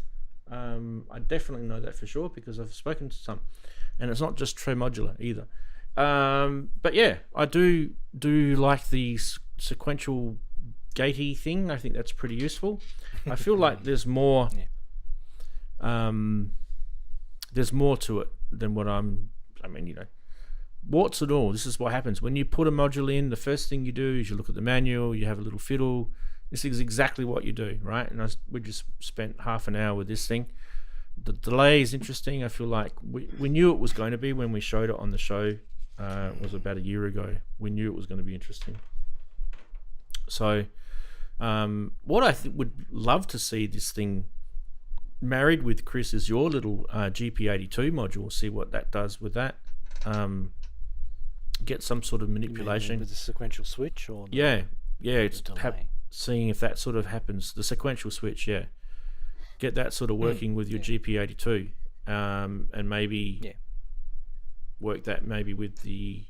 I don't know whether I'll use the 960 or the 182. Probably 182 because I've got more rack space then. But yeah, easy to fit it in the video. Easy to fit in the video. I don't have to go and do it up there. But yeah, I think I like it. Yeah. Tell us what you think in the chat. What do you guys think of the Tremodular modules there? They've got a few. I should probably head on over to their website. Yeah, they've give got them a couple plug. of others, don't they? Yeah. Yeah, give them a plug. Give them a plug. Give them a plug. So. Here we go. They do DIY kits as well, apparently. So, Don't know why that's not working. Oops. Got a ring a CS80 ring modulator.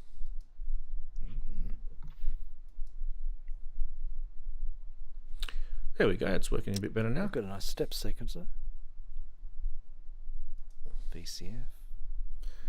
So the modules they've got is a list. There's the list here. You've got the permeter, which we just showed, and the liminal space. But there's also this replicant RM, which is a relatively recent thing that they brought out, which is a ring mod that Chris mentioned. And it's using the MC1496 chip, which is in the CS80, as Chris mentioned. So I'd like to see what that's like compared to the. I've got a Rachel here by Black Corporation. See what that's like. Steps. I've seen this one before. I think we talked about this on the show when it came out. Steps is like a step sequencer, 8-step clock sequencer. And it's got the bursts. I guess it's like a ratchety type thing. Yeah. It's kind of nice. That's right. I remember now. Yeah. And then you've got a VCF, a VCO. So Elisa is the VCF. Interesting. A bit of distortion. And the VCO, what is it based on? Okay, from the Soviet synths. Nice. That's really cool. So if you want to get those, what is it, Polyvox? Those type synths. Oh, I have to check what it's based on. Replicant attack, decay, sustain, release, which is an envelope controller based on the CS80. Wow. Okay. So I wonder if VCF as well.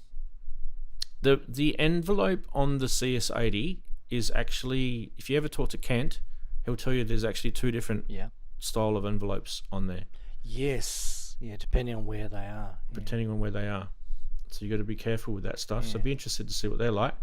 And you've got the VCF, which is the same as the CS80. That wouldn't be hard to do. That would be pretty easy. Okay. So this guy likes his CS80 sounds. Obviously. The Wave Shaper. A switch divider, which is always handy. Oh, okay, I like that. That's pretty cool. Nice. And the quad LFO. You can never have enough LFOs. Nah, absolutely. So price wise, they're pretty cheap. I should take you to the shop. So we were just talking about the ring mod. You can get them as a kit, pre-assembled, or as a kit. So kit's only €80 for that ring mod, or you can get it pre-assembled for €150. So you do save a fair bit, like nearly 40%. It's pretty good. And a lot of the modules are kind of similar price. So where are we? There's all the prices there. 80 to 140, 80 to 150. Liminal space, quite cheap as a kit, Chris. That'd be fun to build, I reckon, that one. 55 euros is a pretty good price. Yeah. Oh, geez, I could probably spend about 200-300 euros here, and you'd be able to pick up CS80 type sounds. Yeah. I'm leaving this page open. Yeah, nice. Licking the lips. Yeah, there's something to be said for seeing something in the flesh, isn't there? As well. I mean, I wouldn't have known how kind of neat and tidy the design of the faceplate was until you really sort of got it on camera. It's funny, isn't it? Sometimes it's context. Yeah, I mean, I probably should have put him in the middle of my rack so that they zoomed in, the camera zoomed in and gave it that hero shot. Oh yeah, you can do all that in your upcoming demo videos.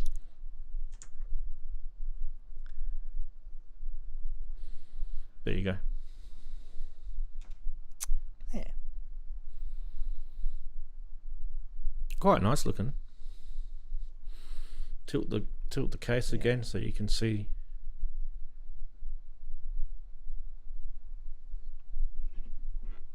So the back plate itself is like a matte finish. It's not shiny at all. Yeah, it's the black matte. Yeah, similar to the feedback modules matte black. Find. That's got a bit of a sheen to it. This is a lot more matte. Yeah, okay. So it could be different PCB manufacturer. So do you see how that's sheening a bit there? Yeah. It's sometimes it's because there's copper underneath. Yeah, could be the PCB. Maybe there's no copper underneath. Yeah, could be lack of copper causing that, which is interesting. I'll take the module out and give it a bit of a spin purple around. works really well on those black matte. The lights do, yeah, I agree. Let's take the power cable out. I'll just do this again because I know you guys like to see. Let me just get it in focus. So that, as I sort of rotate it, you can see it's very like non-reflective at all. Like you're not getting. Yeah. Like if you compare it to the knob, which is shiny. Yeah. And I like that. Yeah, well, a purple knob or those bubbles being purple. You see, purple works. Yeah, that'd be lovely. Yeah. Through hole resistors. With love for sound. In Latvia. There you go. It looks fairly easy to build. Yeah, it's like one board. Yeah, one board, and there's obviously some logic in it though, because yeah, it's probably surface mount on the other side, I suspect. Yeah. But yeah, definitely get a bit more of a play with that over the next couple of weeks, and get a video out for them, and that's, you know, that sort of stuff. But yeah, did you guys enjoy that? Yeah, I did. Yeah, maybe not for me. Well,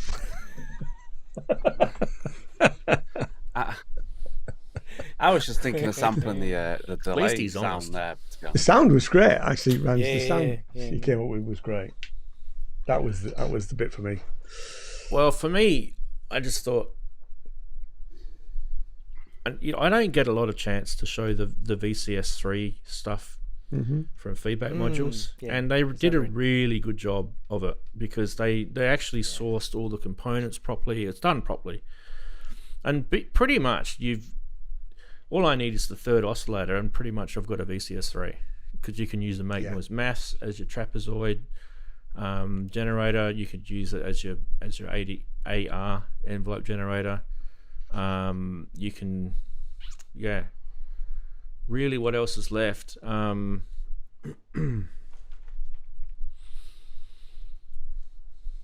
instead of spending what is it, £8,000, Oh, it's just. to get one made with a 7-year waiting list. And we're still waiting for the Behringer, aren't we? Which will probably never happen. I reckon they're in trouble. I reckon they haven't been able to release it because they're fighting a little legal battle. I bet. Oh, yeah.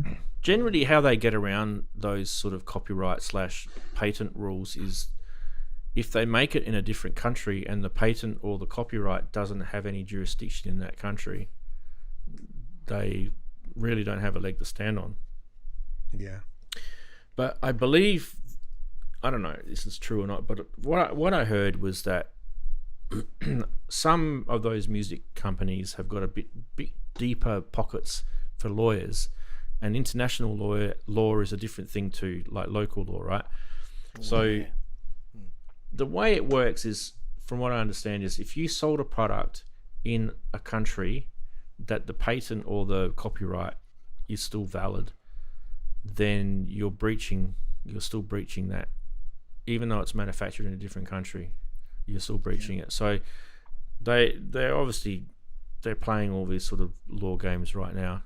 And if you ever see some of these products getting delayed, it could be that. The other issue it could be is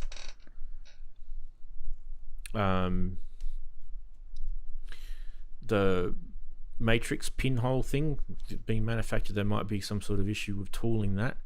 Wags has asked, what patent is there on a synth from 1977? Probably none, but if that guy Robin is still refreshing patents and keeping them live, I don't know if he is or not, but if he is, then that's what it would be. You're probably right. Early patents. I think the early patents had a very limited. They definitely had a limited lifespan, but I know that changed, and now you can just keep on renewing them. A bit like copyright, kind of. Someone's there to keep on renewing it. It can go forever.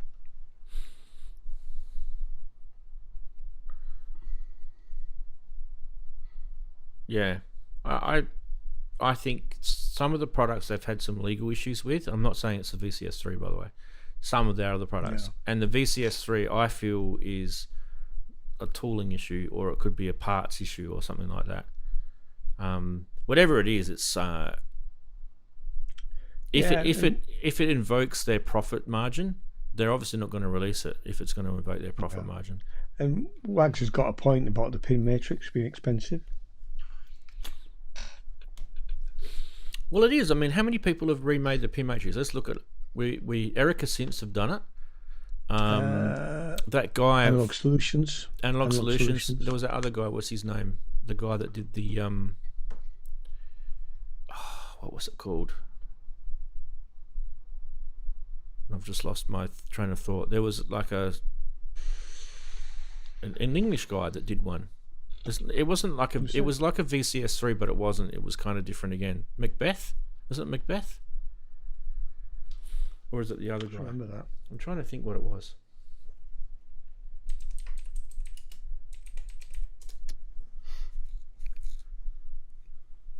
I've seen what Wags said. Posted an update a couple of years ago saying that the pin matrix was tricky and they were working on their own version of it. I don't know if it was Macbeth, but it was someone like him, someone who's similar to him. I forget who it was now. They were doing like a pin matrix. Yeah. Anyway, doesn't matter. We digress. And I do remember Erica Synths talking about their thing that they had with the pin matrix. Who says, you thinking of the crick? What did you say? The crick? The crick was at Could be. Sonica last year, I think, but I never got to see it because it was just there's always people around it. Well, the Erica Synths one was like a digital thing, wasn't it? Where you could two sort of data wheels, and you'd sort of move the Yeah, it was cursor up. LEDs, wasn't it? Yeah. It was LED lights. Yeah, the Crick's definitely got a pin matrix.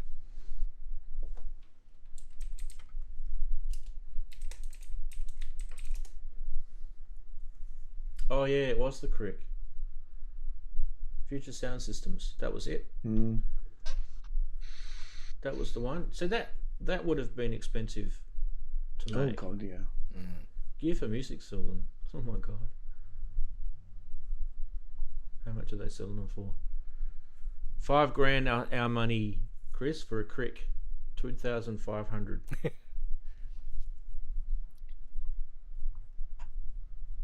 I remember showing this. This was pretty cool. I like this thing. But yeah, I'm pretty sure It's there was very something. popular at Bristronica, if I remember rightly. I'm pretty sure there was something else that was out there with a pin matrix in it as well. And there's definitely if you go to modular grid, there's some people that have done pin matrix type thing modules as well. But yeah, I mean the two Arturia poly synths that they made, the mono one and the poly one, the matrix brute and the poly brute, they did a take on a pin matrix basically by having like a grid thing, and then you know. Well, so is the microbrute and not microbrute. Microfreak's got the pin matrix idea. The Mini Freak has it for a kind of a matrix for its modulation. Yeah. They're just LEDs operating them with Yeah. a clicky rotary control. So, yeah. There are lots of representations of matrix, but no actual pin matrix, especially ones that take a little resistor. The Syntrix 2. Oh, that's what it was. They made the Syntrix 2, right? But do you remember, Chris, they made that thing called the desktop matrix mixer? Vaguely, yeah, I think so. Erica Synths, right? You put a whole lot of jacks on the top and the left, and then Yeah, there's that's this it. big matrix in the middle. Yeah, you got it. Yeah. Yeah. Yep. I'll show it here. So that's the Syntrix 2. I think Steve said he had one in the chat. And this is that little matrix mixer that you could buy for 490 euros. I mean, I don't really know if it would be something useful. Daren might find it useful though, because he likes those little desktop switcheroo type things. Yeah, it's. I do remember this actually. Yeah, I can't. 6 inputs, 16 outputs. And there was something on the back, wasn't there? Is it the back? Why is that taking so long to load? Yeah, there we go. Was it MIDI? MIDI. No, ins, Yep. outs. It's got MIDI. It's got Yeah, ins MIDI. and outs. Big jacks. Yeah, it's quarter-inch jacks. Big shot. So it's MIDI controllable. That is cool. Yeah. I mean, Behringer, I mean, obviously if they're going to make the VCS3, they'd have to do it with the proper pins. But I don't know. I don't think it'd be a big issue if they did it digitally like that. I don't think it'd be a massive deal, because it would achieve the same purpose, right?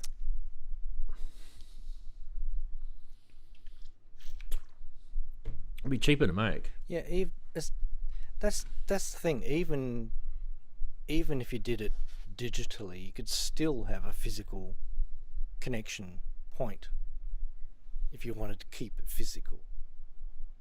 And perhaps you could come up with something that could read a pin as a different value pin, and then implement that resistance in software, so to speak. Still have the same user experience, but it's actually being done, so kind of being faked in the background. Yeah. Yeah. It doesn't have to be LEDs, is what I'm saying. Yeah. Well, luckily for us, we don't have to solve that problem for them.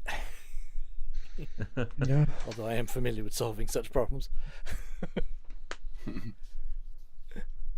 I think the problem with any type of bus type matrix connections. I mean, even the ARP 2500 was a matrix. With the switches, Yeah.